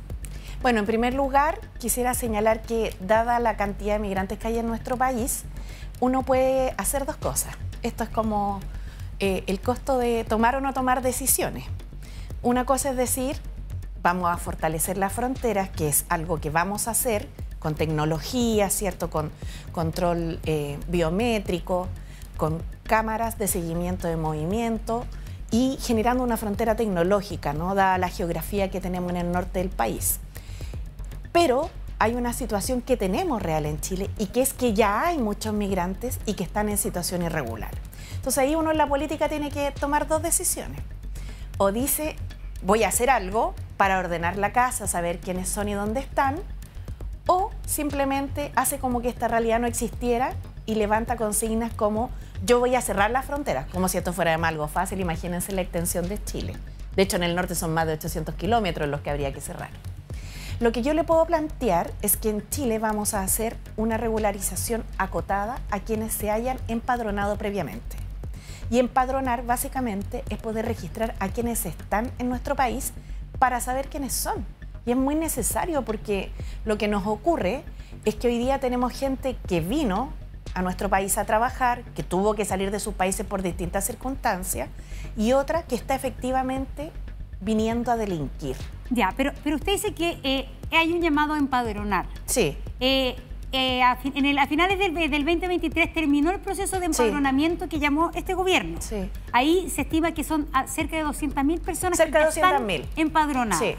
Y que hay como 320... Si llegara Janet Jara a el gobierno, en marzo diría, estas 200.000 personas pueden empezar un proceso de regularización, porque esas personas hoy día no han empezaron podido empezarlo. Estoy clara en eso. Y sé que además hay más de 300.000 personas que se estiman en situación irregular, que son las que yo creo que hay que empezar a hacer estas cosas bien en paralelo. Uno va a hacer un llamado acotado, ¿cierto?, en un periodo acotado para empadronarse. Eso ya se hizo, ya están empadronados 200.000. Pero hay otras 300.000, 324.000 si no me falla exactamente la memoria. Y de esas no todas se van a empadronar porque evidentemente que no todas están en circunstancias de hacerlo. Por ejemplo, las que entraron por pasos irregulares o las personas que vinieron a cometer delitos. No, pero de las 200.000 empadronadas, con las 200.000 empadronadas, hay personas que entraron por pasos irregulares. Sí, por eso lo que vamos a hacer es que vamos a empezar a revisar antecedentes para ver quiénes se pueden regularizar. Y aquí hay condiciones que son habilitantes para eso. Primero, tener un trabajo. Segundo, no haber venido a delinquir. Y tercero, también vínculos familiares.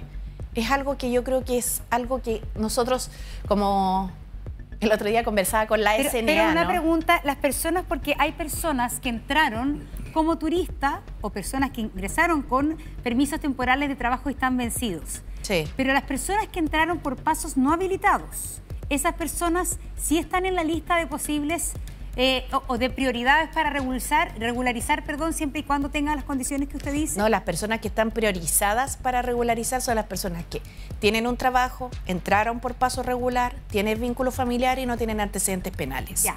Y las personas que entraron por pasos no habilitados, que hoy día trabajan en el comercio, sí, en los servicios, y que entraron por pasos no habilitados, sí, que son un porcentaje inmenso de los irregulares. Así es. ¿Esas personas no van a tener derecho a regularizarse? Nosotros en la primera parte vamos a partir regularizando a los que ya están empadronados. Creo que además es necesario avanzar en el empadronamiento de los que no están empadronados. Y de ahí tenemos que resolver qué va a pasar con esas personas que entraron por pasos irregulares, porque hoy día hay una dificultad para que se puedan regularizar. Y nosotros vamos a tener que hacer de nuevo una decisión como país ahí, Monse, porque Monserrat, perdón, vamos a tener que decidir o hacemos como que no existen o damos alguna solución. Y eso es una decisión que va a tener que tomarse más adelante, porque tenemos en la fila gente que sí entró por pasos regulares, que sí tiene trabajo, que incluso sí paga impuestos cuando compra el arroz o el pan, paga el IVA, y que efectivamente tiene vínculos familiares acá.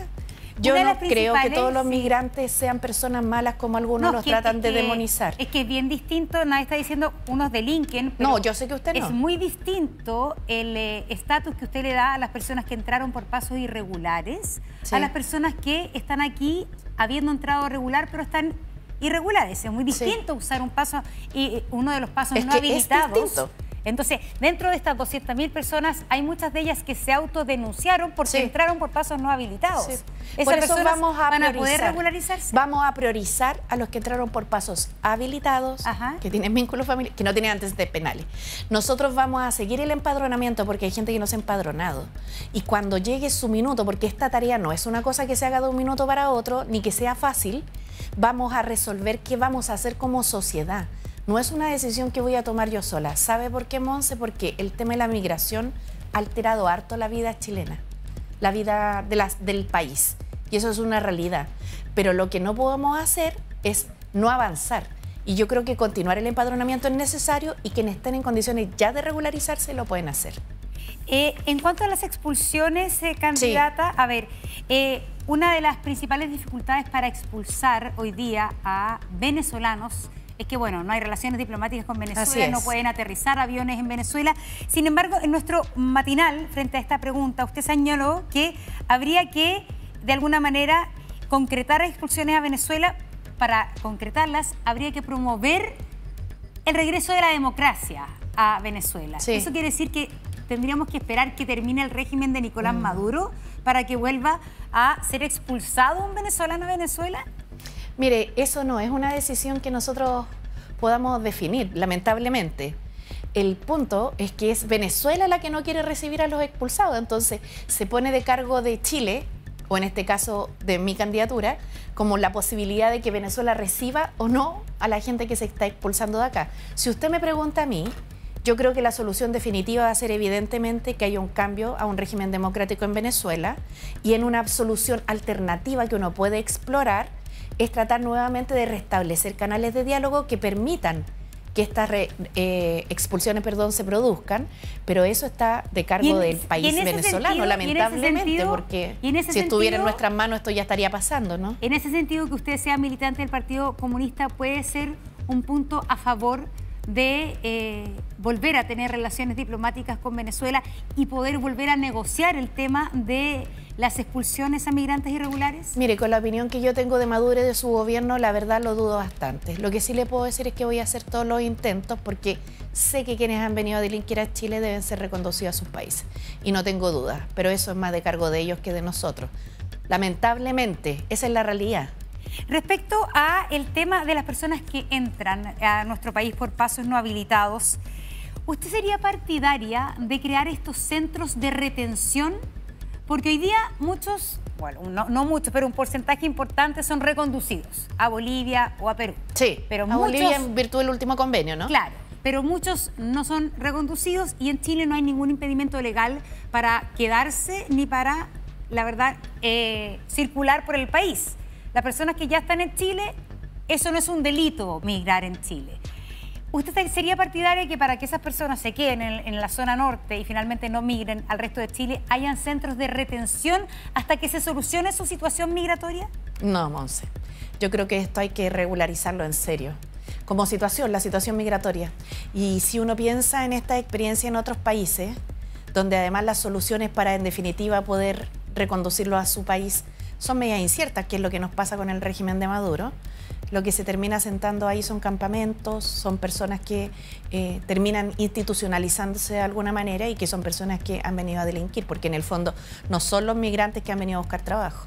Entonces, no comparto esa teoría. Sé que hay además, hoy día sí, aquellos que están en espera de ser expulsados, tienen un lugar, un campamento transitorio, por decirlo de alguna manera, pero tengo la impresión que esto podría institucionalizar una situación que creo que hay que atajarla de otra manera. Pero sé que es impopular, claro, pero lo que pasa con eso pero es ¿sabe que qué pasa? el Que uno tiene que ser migrante que entra por paso no esto. habilitado sabe que estando en Chile no hay ningún impedimento para estar ni para transitar.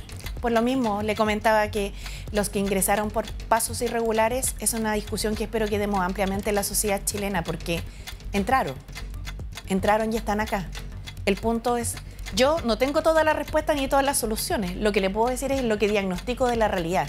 Y en ese minuto espero que nos podamos poner de acuerdo en común en otra solución, si este no es un tema fácil, para nada. Tiempo, candidata. Gracias, candidata. Bien, vamos a seguir avanzando en esta materia. Ahora nos vamos a ir a hablar de educación. María Luisa Godoy, candidata, llegó tu hora.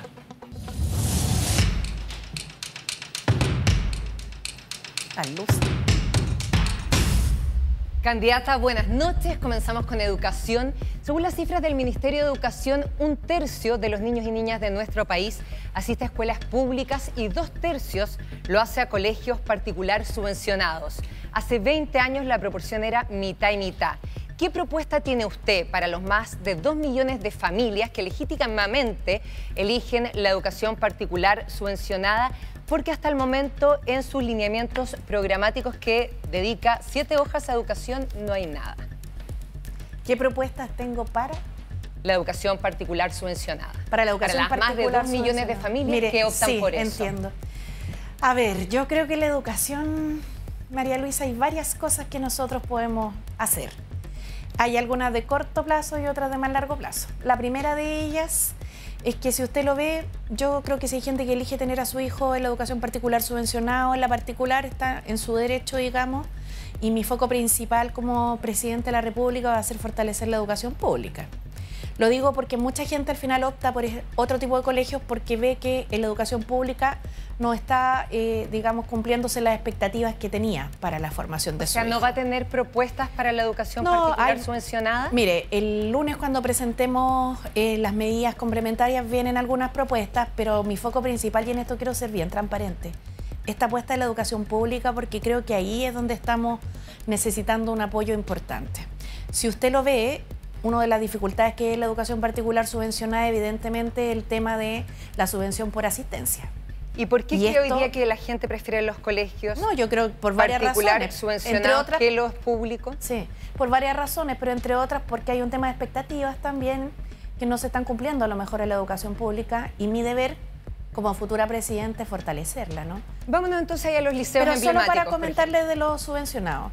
Es que una discusión que se da respecto de ellos es el tema de la subvención por asistencia, ¿no? Y es donde hay un nudo bien, yo diría, grueso. El punto es que si la solución va a ser eliminar la subvención por asistencia, la verdad es que se termina con uno de los principales ejes de control que ha tenido en la educación particular subvencionada a efectos de poder mantener una matrícula adecuada. Tendremos que evaluarlo en su minuto, pero yo voy a fortalecer la educación pública y sobre todo la educación inicial, y en esto quiero ser bien transparente porque en los gobiernos uno puede tener muchas ganas de hacer muchas cosas, pero en un país donde los recursos son escasos, tiene que saber priorizar. Entonces su foco va a estar en educación pública, no en los Y además en la inicial. colegios. Perfecto, y en la inicial. Vamos a los liceos emblemáticos que estaban en los rankings de los mejores colegios de nuestro país y efectivamente hoy día vemos cómo desaparecieron de esos lugares en la PAE. ¿Quién es el responsable de eso, cree usted? Bueno, yo creo que han habido muchos cambios en materia educativa. De partida en nuestro país, hace mucho tiempo, la educación pública tiene muy malos resultados en la PAE respecto de la educación particular. Y eso es parte de las desigualdades porque no todos parten con las mismas oportunidades. Esto no se trata de enseñarle lo mismo a dos personas cuando las dos personas tienen una base cultural distinta. Se lo digo yo que estudié en colegio público, cuando llegué a la universidad sabía menos de la mitad de lo que sabían mis compañeros. ¿Quién es el responsable de la caída de los liceos emblemáticos? Bueno, la sociedad chilena, pues esto ha sido un conjunto de medidas. Si aquí alguien piensa que en esto puedes indicar a una persona en particular, lo único que yo le puedo decir es que le hace un mal favor a la educación. ¿Y la violencia, por ejemplo? También ha contribuido a la caída de la calidad, a la asistencia, a la regularidad, a la tranquilidad, evidentemente. Y yo creo que el desafío de la educación es mucho más profundo que eso. Nosotros vemos hoy día que hay ciertas escuelas que quedaron muy deterioradas después de la pandemia. Muy deterioradas y que no se han podido recuperar en infraestructura. Nosotros aquí tenemos un plan, ¿cierto?, para fortalecer 1000 escuelas en esta materia. En segundo lugar, todavía siguen existiendo los liceos vulnerables. En el liceo que yo estudié el otro día me entregaron un reconocimiento y me sorprendí cuando el director me contó que estaban catalogados como un liceo vulnerable. O sea, es que no encuentro razón para que algo así siga ocurriendo. Quiero que todos los niños tengan las mismas oportunidades. ¿Y por qué cree que pasa si desde los 90 hasta ahora se han multiplicado en varias veces los recursos y se ha hecho esta reforma? Estoy de acuerdo con usted, por eso es lo que más principalmente me dolió y me llamó la atención, porque veo que muchos colegios han logrado estar mejor, pero hay otros que no. Y por eso voy a poner mi foco en estos 1000 colegios prioritarios. Pero además quiero hacer una actualización curricular. Imagínese promoverla, no yo, por cierto, esto lo tienen que hacer los expertos en educación. Estamos enseñando como se enseñaba la década pasada y la anterior, y la verdad el mundo ha cambiado muy vertiginosamente. Candidata, vámonos a un sí o un no. ¿Le parece si un estudiante ejerce violencia grave en un establecimiento educacional, debe ser expulsado, sí o no? Es bien probable que sí. Si ejerce violencia grave, ¿qué razón quedaría para que se quede adentro? Sí, entonces, según el seguimiento hecho por las escuelas abiertas en lo que va del año, 1 millón de estudiantes se ha visto suspendidas sus clases producto de los paros. ¿Está dispuesta a descontar el sueldo a profesores en paro, como dice la ley, sí o no? Noto que en el foco de las preguntas de educación, el tema es la violencia más que la educación, ¿eh? O el tema es como los paros y todo eso. Yo creo que el problema es la educación. Importante del problema que ha habido. Pero no es ni por lejos la parte principal. Y por eso lo digo porque... Y por eso le partí preguntando por esas más de 2 millones de familias que optan por la educación particular subvencionada, y usted me dijo que no iba a ser prioritario. No, claro. Porque yo voy a ser presidenta de Chile y a mí me interesa que lo público tenga valor, al contrario de otros candidatos. Yo creo que la educación pública es muy importante, entre otras cosas, porque es una educación pluralista, porque es una educación laica y porque es una educación que tiene que enseñar valores. Perfecto. No solo de un grupo de interés como aquellos que son dueños de colegios particulares, sino que transversal en la sociedad chilena. Vámonos a otro tema bien importante, porque en sus lineamientos programáticos prácticamente no hace referencia tampoco a la educación superior y están pasando cosas bien relevantes como el FES, por ejemplo, que se cambiaría por el CAE. ¿Usted apoya el FES? Sí, lo apoyo, pero no hay lineamientos por otra razón. O sea, hay lineamientos, pero pocos, que por otra razón. Es porque mi foco en educación va a estar en la educación inicial, como lo señalé. ¿Sabe por qué? Porque no es justo. Por eso se producen después estas diferencias en la PAE, ¿no? Porque los niños que vienen de los sectores más pobres o incluso de los sectores medios, desde pequeños, no tienen acceso a la sala cuna, tienen menor desarrollo del lenguaje. Entonces hay una tremenda, en la educación superior. Hay una tremenda desigualdad. Es que no es blanco y negro, María Luisa, porque la educación superior también tenía graves problemas. Lo que pasa es que los países van avanzando de a poco. Y yo creo que en Chile se requieren muchos cambios profundos, pero se requieren con tranquilidad y con gradualidad. Entonces, cada situación tiene su momento y yo espero poder avanzar en eso. Ahora, si usted me pregunta, una de las cosas que yo veo en la educación superior grave es que las universidades necesitan un financiamiento basal que les permita mantenerse de mejor manera, porque viven mucho tratando de vender servicios. Y por otro lado, o sea, se financian muchas veces a través de esa fuente, y por otro lado, un tema que está sí presente hoy día en las universidades, fíjese que el tema del acoso que se produce incluso en las prácticas profesionales. Candidata, nos queda muy poquito. ¿Cuál sería su prioridad, el foco innegable de su ministro de Educación? Y sería efectivamente Nicolás Cataldo, que se podría repetir el plato. No me gusta en general la gente que se repite los platos. La otra vez me lo preguntaron de Carolina Toa y pensaron que era algo personal con ella. En general no me gusta que se repitan el plato en la misma cartera porque uno para ser ministro, pucha que necesita motivación. Sí, mucha pega, mucha. Y el foco principal, como señalé, va a estar en la educación inicial. Quiero ampliar la red de salacunas del país. Quiero además que las trabajadoras de BTF, de Junge y de Integra tengan una equidad salarial. Porque hoy día tenemos a 3 tipos de trabajadoras haciendo lo mismo y ganando muy distinto. Tiempo, candidata. Muchas gracias. María Luisa, muchas gracias. Muchas gracias. Gracias. Bueno, nos quedan todavía muchos temas pendientes, candidata. Tenemos que hablar todavía de ¿Todavía salud, nos quedan muchos? Nos queda temas pendientes, tenemos ronda de preguntas y todo eso lo vamos a ver de vuelta de la pausa. Volvemos con Candidata Llegó Tu Hora, de inmediato por las pantallas de Televisión Nacional de Chile.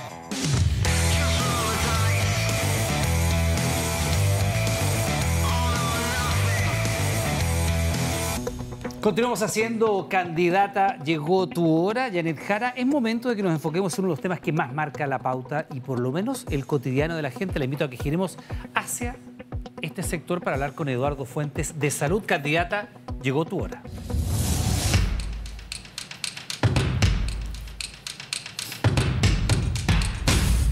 Buenas noches, vamos a hablar de salud. 1978, Fernando Viergo presentó una canción que se llama Cuando agosto era 21, que habla de un embarazo adolescente que termina de la peor manera. Una canción que fue censurada, de hecho, en su momento. 40 años después... ¿Fue censurada en su momento? Fue censurada en su momento, increíble. porque la letra hablaba de una situación que hasta el día de hoy no queremos ver. Ahora. 40 años después, también un 21 de agosto, cuando agosto era 21, pero del año 2017, el Tribunal Constitucional chileno aprueba el proyecto que legaliza el aborto en 3 causales. En el plan de gobierno, vaya coincidencia, ¿no? En el plan de gobierno suyo de primera vuelta salía el aborto y decía literalmente aseguraremos el derecho al aborto libre, seguro y gratuito. Sí. En el actual, el que podemos ver en la página web, no dice relación de eso, no habla del aborto. Entonces, quiero saber si habrá aborto en su propuesta de gobierno de forma, como lo había dicho en primera vuelta, gratuito, seguro y libre. Legal. Ese es el calificativo que tenía. Decía, aseguraremos el derecho al aborto libre, seguro y gratuito. A ver, creo que las mujeres en nuestro país han dado una larga lucha para despenalizar la interrupción del embarazo. Y cuando se logró avanzar en las 3 causales, y es verdad, me acuerdo, Eduardo, que fue un 21 de agosto, porque en ese tiempo yo era subsecretaria, perdone la derivada, y el Tribunal Constitucional estaba frente a mi oficina. Entonces vi a un grupo importante de mujeres ese 2017 celebrando darle viabilidad al proyecto. Hoy día hay una discusión en el Parlamento que es sobre aborto hasta la semana 14 o despenalización del aborto hasta la semana 14. Yo estoy de acuerdo con ese proyecto de ley y lo que he resuelto es presentar en mi complemento de programa que en Chile este debate se pueda dar de forma democrática y así lo voy a impulsar. Y solo para anticiparme seguramente a lo que me podría eventualmente preguntar, sé que al menos uno de los partidos va a tener reservas sobre este tema. La democracia cristiana. La democracia cristiana. Y yo evidentemente voy a respetar su opinión, porque de eso se trata la democracia. ¿Qué significa respetar su opinión? Que ellos, ¿Que ellos se resten de esa discusión? No, yo creo que no se van a restar de la discusión, pero los que tengan una convicción distinta están en todo su derecho de expresarla, si ese es el punto. Entonces, este proyecto de ley que está actualmente en el Congreso, que probablemente nosotros vamos a continuar su tramitación. En su eventual administración usted si es que no se alcanza a resolver ahora, que sería lo ideal. ¿Le pondría urgencia, por ejemplo? Sí, yo creo que es un proyecto en el cual, cuando lo he señalado, ¿no? Cuando es tan relevante para la vida de las mujeres, tiene que usar las herramientas que el propio reglamento de la Cámara y del Senado dan, y una de ellas es la urgencia, porque lo otro es decir que lo vamos a apoyar sin poner la urgencia, pero lo que hoy ocurre es que el final queda en la última rincón de la fila y no se ve nunca. Perfecto. Yo creo que es bueno dar los debates, Eduardo. A veces nos pasa, como por ejemplo con la ley de divorcio, a la cual se opuso buena parte de la derecha chilena. De hecho, algunos candidatos presidenciales, los 16 años que estuvieron de parlamentarios, se opusieron, negando el divorcio en Chile, de los pocos países que hasta el final casi no tenía divorcio. Entonces, y había gente que estaba divorciada, que se oponía, o sea, que estaba separada, de hecho, o anulada, que era la triquiñuela, y se oponía al divorcio. Entonces, como un doble estándar. Entonces, para los amigos que están ahí en los diarios a esta hora Sí, escribiendo claro. los titulares de mañana, en su gobierno Voy a continuar la tramitación del le va a dar proyecto urgencia de al despenalización del proyecto aborto de hasta la despenalización del semana aborto. 14. Perfecto. Sí. Ok. A propósito de algo similar que anda dando vuelta por ahí, que tiene que ver con el mundo de los derechos reproductivos, está la reproducción asistida. Actualmente es la medida 143, de hecho, de su programa. Hoy día se hacen 500 fertilizaciones vía FONASA, que es el 10% de la necesidad, y todas son de baja complejidad. Usted habla de un acceso universal a terapias de fertilización asistida. En simple, en concreto, ¿qué sería ese acceso universal? Sería lo mismo que hoy día ocurre en el sector privado, donde una persona puede ir, por ejemplo, y pagar su tratamiento de ¿Ya? fertilización asistida y no necesariamente estar casada, si es mujer con un varón o si es varón con una mujer. ¿Cuánto le cuesta eso al Estado? ¿Cuánto le costará al Estado el Eso acceso va a ser, universal de sí. fertilización asistida? Universal no se refiere a todos los chilenos y chilenas solamente, por si acaso. Se refiere a aquellos que están en esa situación. Y lo que nosotros en general tenemos el detalle de cada uno de los gastos en salud, pero yo le quiero decir que de los menos relevantes son estos de fertilización asistida. ¿Por qué no se ha podido avanzar solamente solo un 10% para precisar en la tratamientos cifra. simples?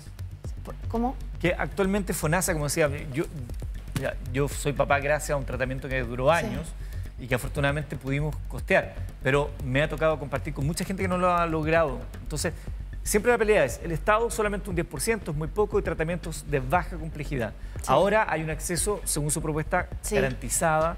Claro, es que la tiene idea un es que alto todas las costo. personas, sí, pero es que todas las personas que tenemos un problema grave en la sociedad chilena, primero. Yo creo que uno no puede mirar las medidas solamente como gasto, muchas de ellas también son inversión. Y un problema que tenemos es que en Chile la tasa de natalidad está bajando de manera dramática. Estoy de acuerdo con usted. De hecho, Es que- quería musicalizar Sí. para la canción Un Millón de Amigos de Roberto Carlos, que en Chile está cada vez más difícil, porque la tasa de natalidad va Va a tener un descendiendo millón de amigos, claro. bruscamente. Y yo creo que en esto hay que impulsar la posibilidad de aquellas familias que, por más que estén compuestas de una forma, de otra, o incluso de mujeres solteras que quieran tener hijos, que nosotros las podamos apoyar. En nuestro programa de gobierno se destina el 0,4% del PIB, del 1% que cuesta todo el programa, a materias de salud. Y yo creo que el tema de la natalidad es relevante para el país, pero además también en los derechos reproductivos, porque lo que hoy día nos pasa es que además de la cobertura acotada, en el esquema público se producen situaciones que en el sector privado no se producen. Perfecto. Por ejemplo, ¿quién puede comprar? Porque, para ser bien concreta en esto, o sea, muchas veces se compran en bancos de espermios, ¿cierto? Para efecto de tener una fertilización asistida. En el sector privado a usted no le preguntan nada. En el sector público tiene que rendir una cantidad de pruebas, efectivamente, porque lo que se busca es ver cómo llegar a la muestra que se puede financiar. Quiero pasar a la lista Y de yo espera. creo que hay que invertir en natalidad. Quiero en pasar a la Chile. lista de espera, pero como Sí. va quedando un poco tiempo, Perdone. muy breve. ¿Usted estaría de acuerdo con avanzar con maternidad subrogada? Mire, no lo he pensado, Eduardo, efectivamente. ¿Para qué le voy a decir una cosa por otra? Hay Tendría una que discusión ahora en el meditarlo. Congreso Y donde el escuchar, Frente Amplio sí. se opone, lo mismo que algunos sectores de derecha. Sí. Yo antes de dar una opinión, ¿sabe? Me gustaría informarme más al respecto. No es un tema en el que haya Perfecto. estado en particular y estaría improvisando si le dijera algo al respecto. Listas de espera, la paciencia, ardiente paciencia. Todos tienen alguna posición al respecto. En su programa, la medida 111, habla de una estrategia nacional de resolución oportuna de consultas y exámenes. Le han criticado porque el presidente Boric dijo en su momento que esperaban 200 días para los exámenes. Usted propone 6 meses, que es menos de 200 días. Senadores de su sector han dicho, pero ¿cómo? No hemos logrado con los 200 y vamos a lograr menos. ¿Qué va a ser distinto? A ver, lo primero que el tema de lista de espera, lo único bueno que le puedo decir yo de partida es que a mí no me lo tienen que contar, porque por lo menos yo lo he vivenciado directamente y con mi propia familia. Lo sé concretamente cómo es atenderse en un hospital público, que a uno le deriven una interconsulta y que quede eternamente esperando. Perdón, en beneficio del tiempo. O que no se pueda atender. ¿Cuál va a ser la propuesta distinta? Muchas de su- las medidas que vienen financiadas en nuestro programa de gobierno tienen que ver, por ejemplo, con que los pabellones funcionen los fines de semana. ¿Ya? Con que efectivamente se cumplan Y los turnos de los médicos. De lunes a viernes durante más También. horas, porque hay una baja tasa. Sí, una muchos extensión horaria. Muchos de ellos son arrendados posteriormente a Sí. médicos particulares. Una extensión horaria y además que los médicos cumplan su turno en la salud pública. Eso lo considero indispensable porque hemos conocido muchos casos en que aquello no ocurre.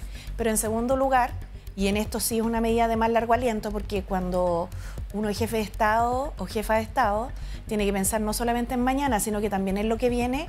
Voy a ampliar la formalización de especialistas en el país, porque la lista de espera no son solo de gente que está para operarse. La mayoría es una derivación especialistas y hay más de 500.000 personas que están 30 segundos, en lista de espera dental. También, lo cual lo es muy encuentro amplio. dramático. Ahora, ¿y cómo se hace con tan pocos profesionales de la salud que salen cada año? Bueno, por lo mismo me voy a reunir con el Colegio Médico en los próximos días porque creo que esta es una tarea que hay que tomar, yo diría... ¿Y con las universidades que son los que También, forman? sí, sobre todo para ver áreas en las cuales necesitamos más especialistas, como psiquiatras, geriatras, ¿Y reumatólogos. habrá incentivos para ellos, para que vayan a regiones, por ejemplo? Hay en el programa efectivamente un incentivo para que permanezcan en sus regiones, porque muchos dicen que los médicos ganan harta plata y todo lo demás, pero la verdad es que no todas las realidades son iguales y muchos de aquellos vuelven o se vienen a Santiago y al sector privado porque reciben una mejor remuneración. Perfecto, candidata, muchas gracias. Gracias, candidata. Tiempo. Nos queda hablar de temas muy relevantes, temas de mujer con Carmen Gloria Arroyo. Candidata, llegó tu hora.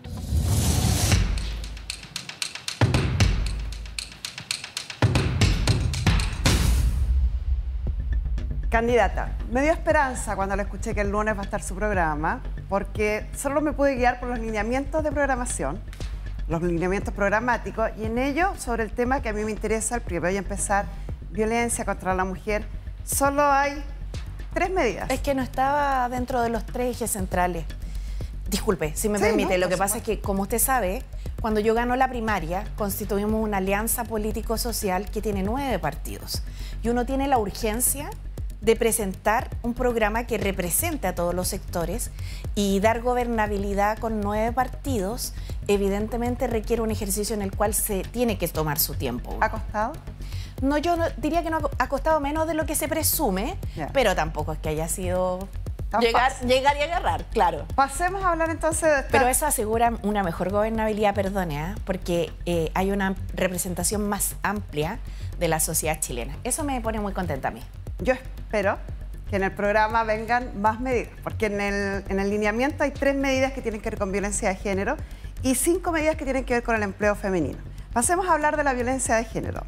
Una de las primeras medidas son las casas de acogida. Sí. Dice, ampliaremos, fortaleciendo el programa de residencias. ¿Qué es ampliar? ¿Van a crecer en tamaño? Sí. ¿Van a haber más casas de acogida? ¿Se va a ir a los sectores rurales? ¿Cómo se amplían las casas de acogida y cuál es el presupuesto para aquello? Sí, lo primero, señalarle que efectivamente en esta materia, en el programa de gobierno y en particular en esa medida de casa de acogida, viene una propuesta de duplicarlas. Duplicarlas. Hoy hay 41 a nivel nacional. Sí, ahora se van a duplicar y lo digo porque se parametrizó el costo de aquello y se vio además la temporalidad para poder hacerlas operativas. O sea, una promesa de gobierno va a ser tener 82 casas de acogida a lo largo de Chile. Sí, lo que pasa es que en Chile hay más de 347 comunas y nosotros 45 comunas, perdón, necesitamos tener mayor presencia. Sobre todo en zonas rurales. Lo segundo, claro, que viene en materia de violencia contra la mujer o de prevención de la violencia contra la mujer, es que queremos impulsar un esquema de mejor fiscalización de las medidas cautelares, Carmen Gloria. Porque... Iba a entrar sobre ese tema, porque la medida encanta. 109 son los dispositivos. Sí.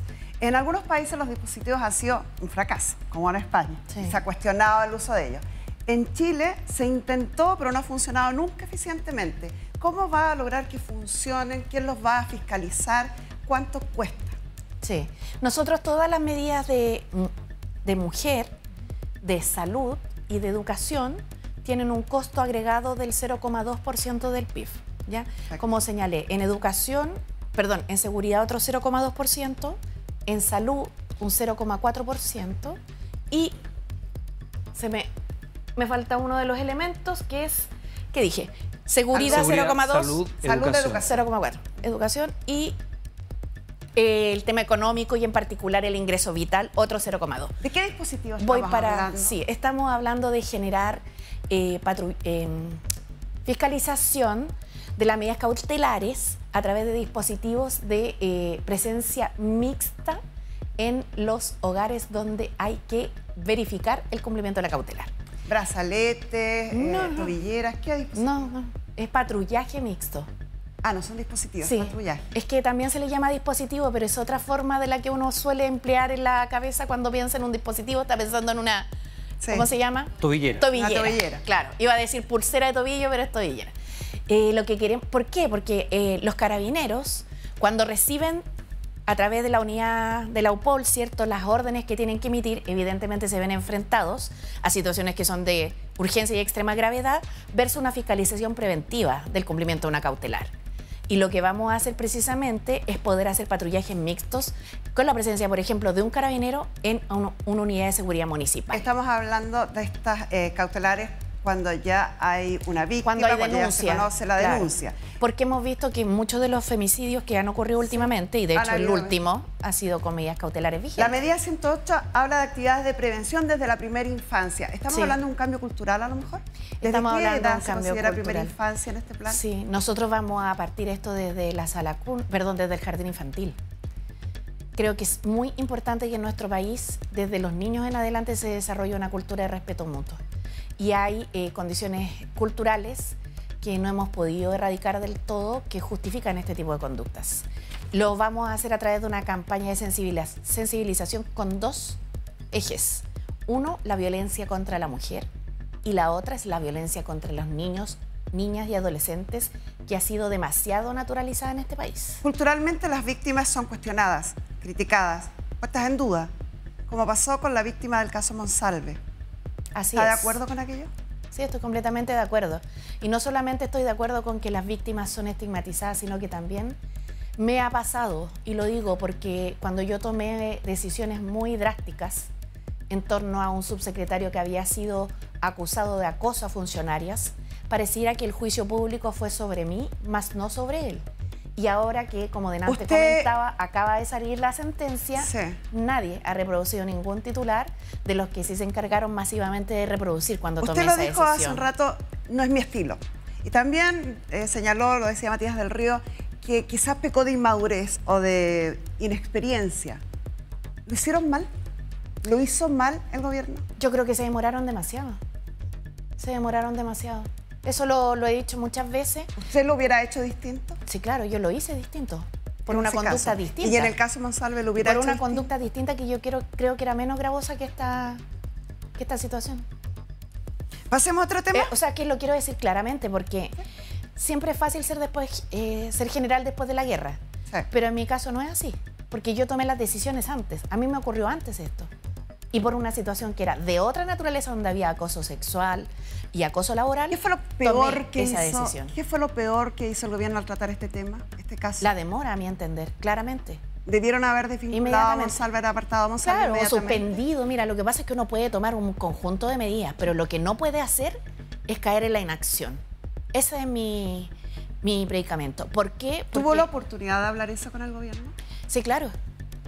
Pero cuando ya las medidas están tomadas, uno ya están tomadas, ¿no?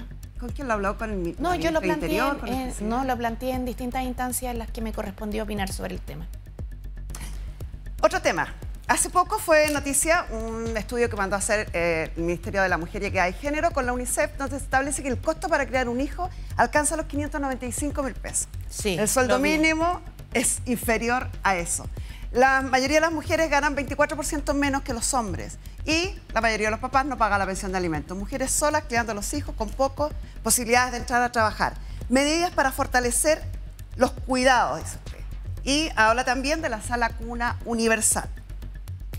¿Cómo nos ayuda eso a la empleabilidad? 3 cosas. Lo primero, quiero que salga del Congreso Nacional el proyecto que yo misma presenté por mandato al presidente de igual pega, igual paga. Muchas veces la derecha económica representada en el Parlamento se opuso, pero yo les quiero decir que ese proyecto no lo sacamos de el bolsillo. Recogimos la experiencia de las empresas en Chile que buscan una equidad salarial. También está el proyecto de sala cuna pendiente, que hicieron una urgencia. ¿Va a hacer indicaciones? ¿Lo va a dejar como está? ¿Va a dejar que tramite? Mire, yo tramité la parte laboral de ese proyecto porque tiene 2 partes, una laboral y una educativa. ¿Sí? En la parte laboral, que es, yo diría, el seguro para financiarlo, es el proyecto donde hoy día está trabado, la parte educativa avanzó. Y yo espero que pueda avanzar este proyecto más rápidamente. A mi entender es, lo va a dejar igual, entonces. Es que es bastante satisfactorio. Pero usted me hizo una tercera pregunta. Fortalecer el Sistema Nacional de Cuidados. Cuidados de niños, cuidados de adultos, cuidados de grandes, pero me gustaría hacer un anuncio en esto. si me lo permiten. Por supuesto. Lo que pasa es que en nuestro país a las cuidadoras se les entrega un estipendio, algunas, son pocas, y es bien poquita plata, son como 33.000 pesos. En mi gobierno se va a duplicar el número de cuidadoras de 30.000 a 60.000 personas que reciben este estipendio, pero además va a aumentar a 150.000 pesos. Una última pregunta. Que me gustaría más, pero es lo que podemos. Y es 5 veces más de lo que hoy día se entrega. Las cifras de desempleo femenino llegan casi al 10%, 9 estadios nacionales. ¿Cómo las remontamos? Bueno, lo primero es generar crecimiento. Lo segundo, creo que vamos a impulsar con decisión la evaluación ciega de los currículum, porque muchas veces la condición de mujer ya te deja fuera. Candidata. Muchas gracias. Candidata. Tiempo, muchas gracias. Tenemos todavía preguntas que hacerle, candidata. Han quedado temas pendientes que le vamos a plantear después de esta pequeña pausa. Volvemos de inmediato, candidata. Llegó tu hora.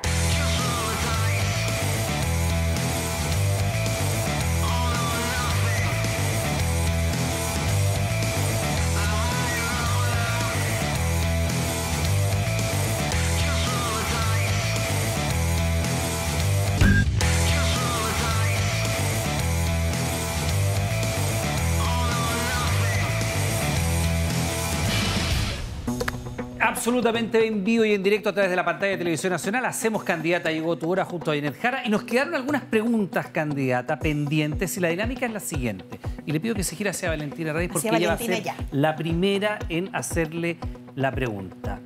1 minuto para responder. Candidata, llegó tu hora.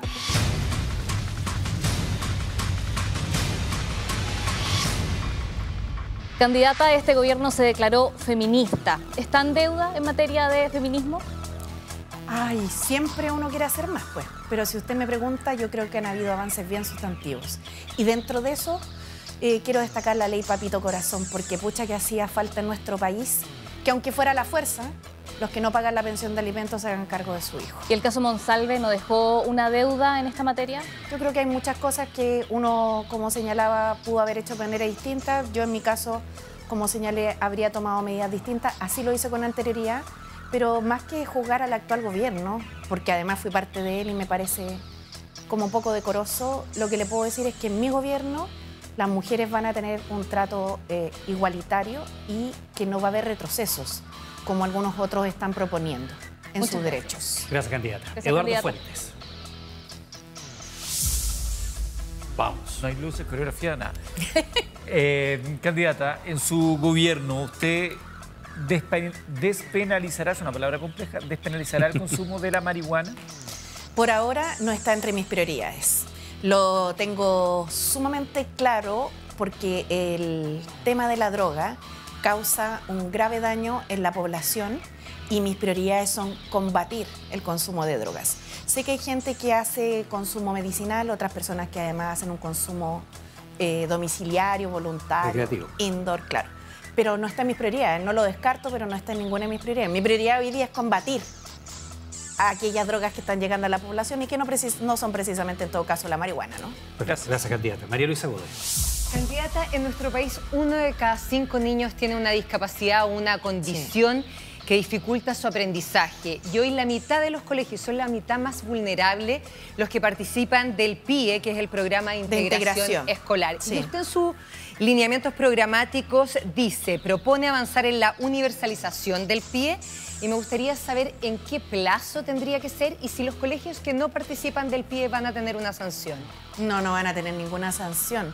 La idea es que esto sea algo para incluir colegios y no para estarnos golpeando o acusando entre alguno y otro. No participan y la mitad con más recursos. Es que no solo se trata de, yo diría, de recursos, sino que también de darle la relevancia que esto tiene. El plazo que nos hemos impuesto para esta tarea es de 2 años. Y yo creo que el estado de la educación actual, el agobio que hay, ¿cierto?, en el aula es algo que lo hace bastante urgente.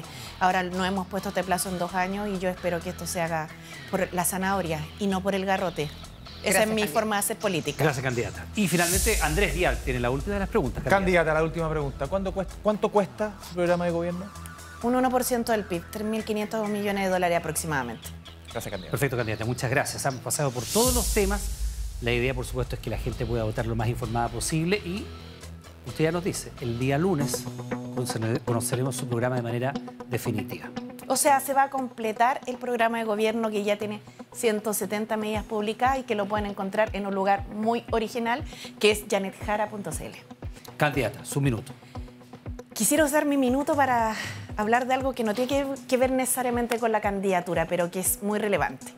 Quiero contarles que tengo aquí este pin puesto porque este mes es el mes de la concientización contra el cáncer de mamas, que es uno de los cánceres que produce más muertes en nuestro país y que espero dentro de mi programa de gobierno no solamente atender las listas oncológicas, sino que traer muchos más mamógrafos. Hay falta de mamógrafos en el país y ojalá podamos hacer la inversión que estamos esperando en mamografías que no producen dolor.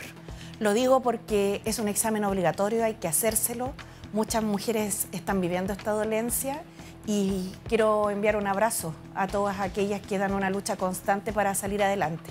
Pero este mes en particular, quien no se ha hecho su examen, por favor, no lo olvide. Perfecto, candidata, le damos las gracias por haber estado junto a nosotros. Esta noche en Candidata llegó tu hora, conociendo parte de sus ideas, parte de su programa, sus puntos de vista. Le damos las gracias por haber estado acá en la Televisión Pública de Chile. Que tenga muy buena noche, candidata. Muchas gracias a ustedes. Y a usted en su Buenas casa, por supuesto, muchas gracias por estar junto a nosotros. Y nos encontramos la próxima semana en una nueva edición de Candidata. Llegó tu hora. Que tenga buenas noches.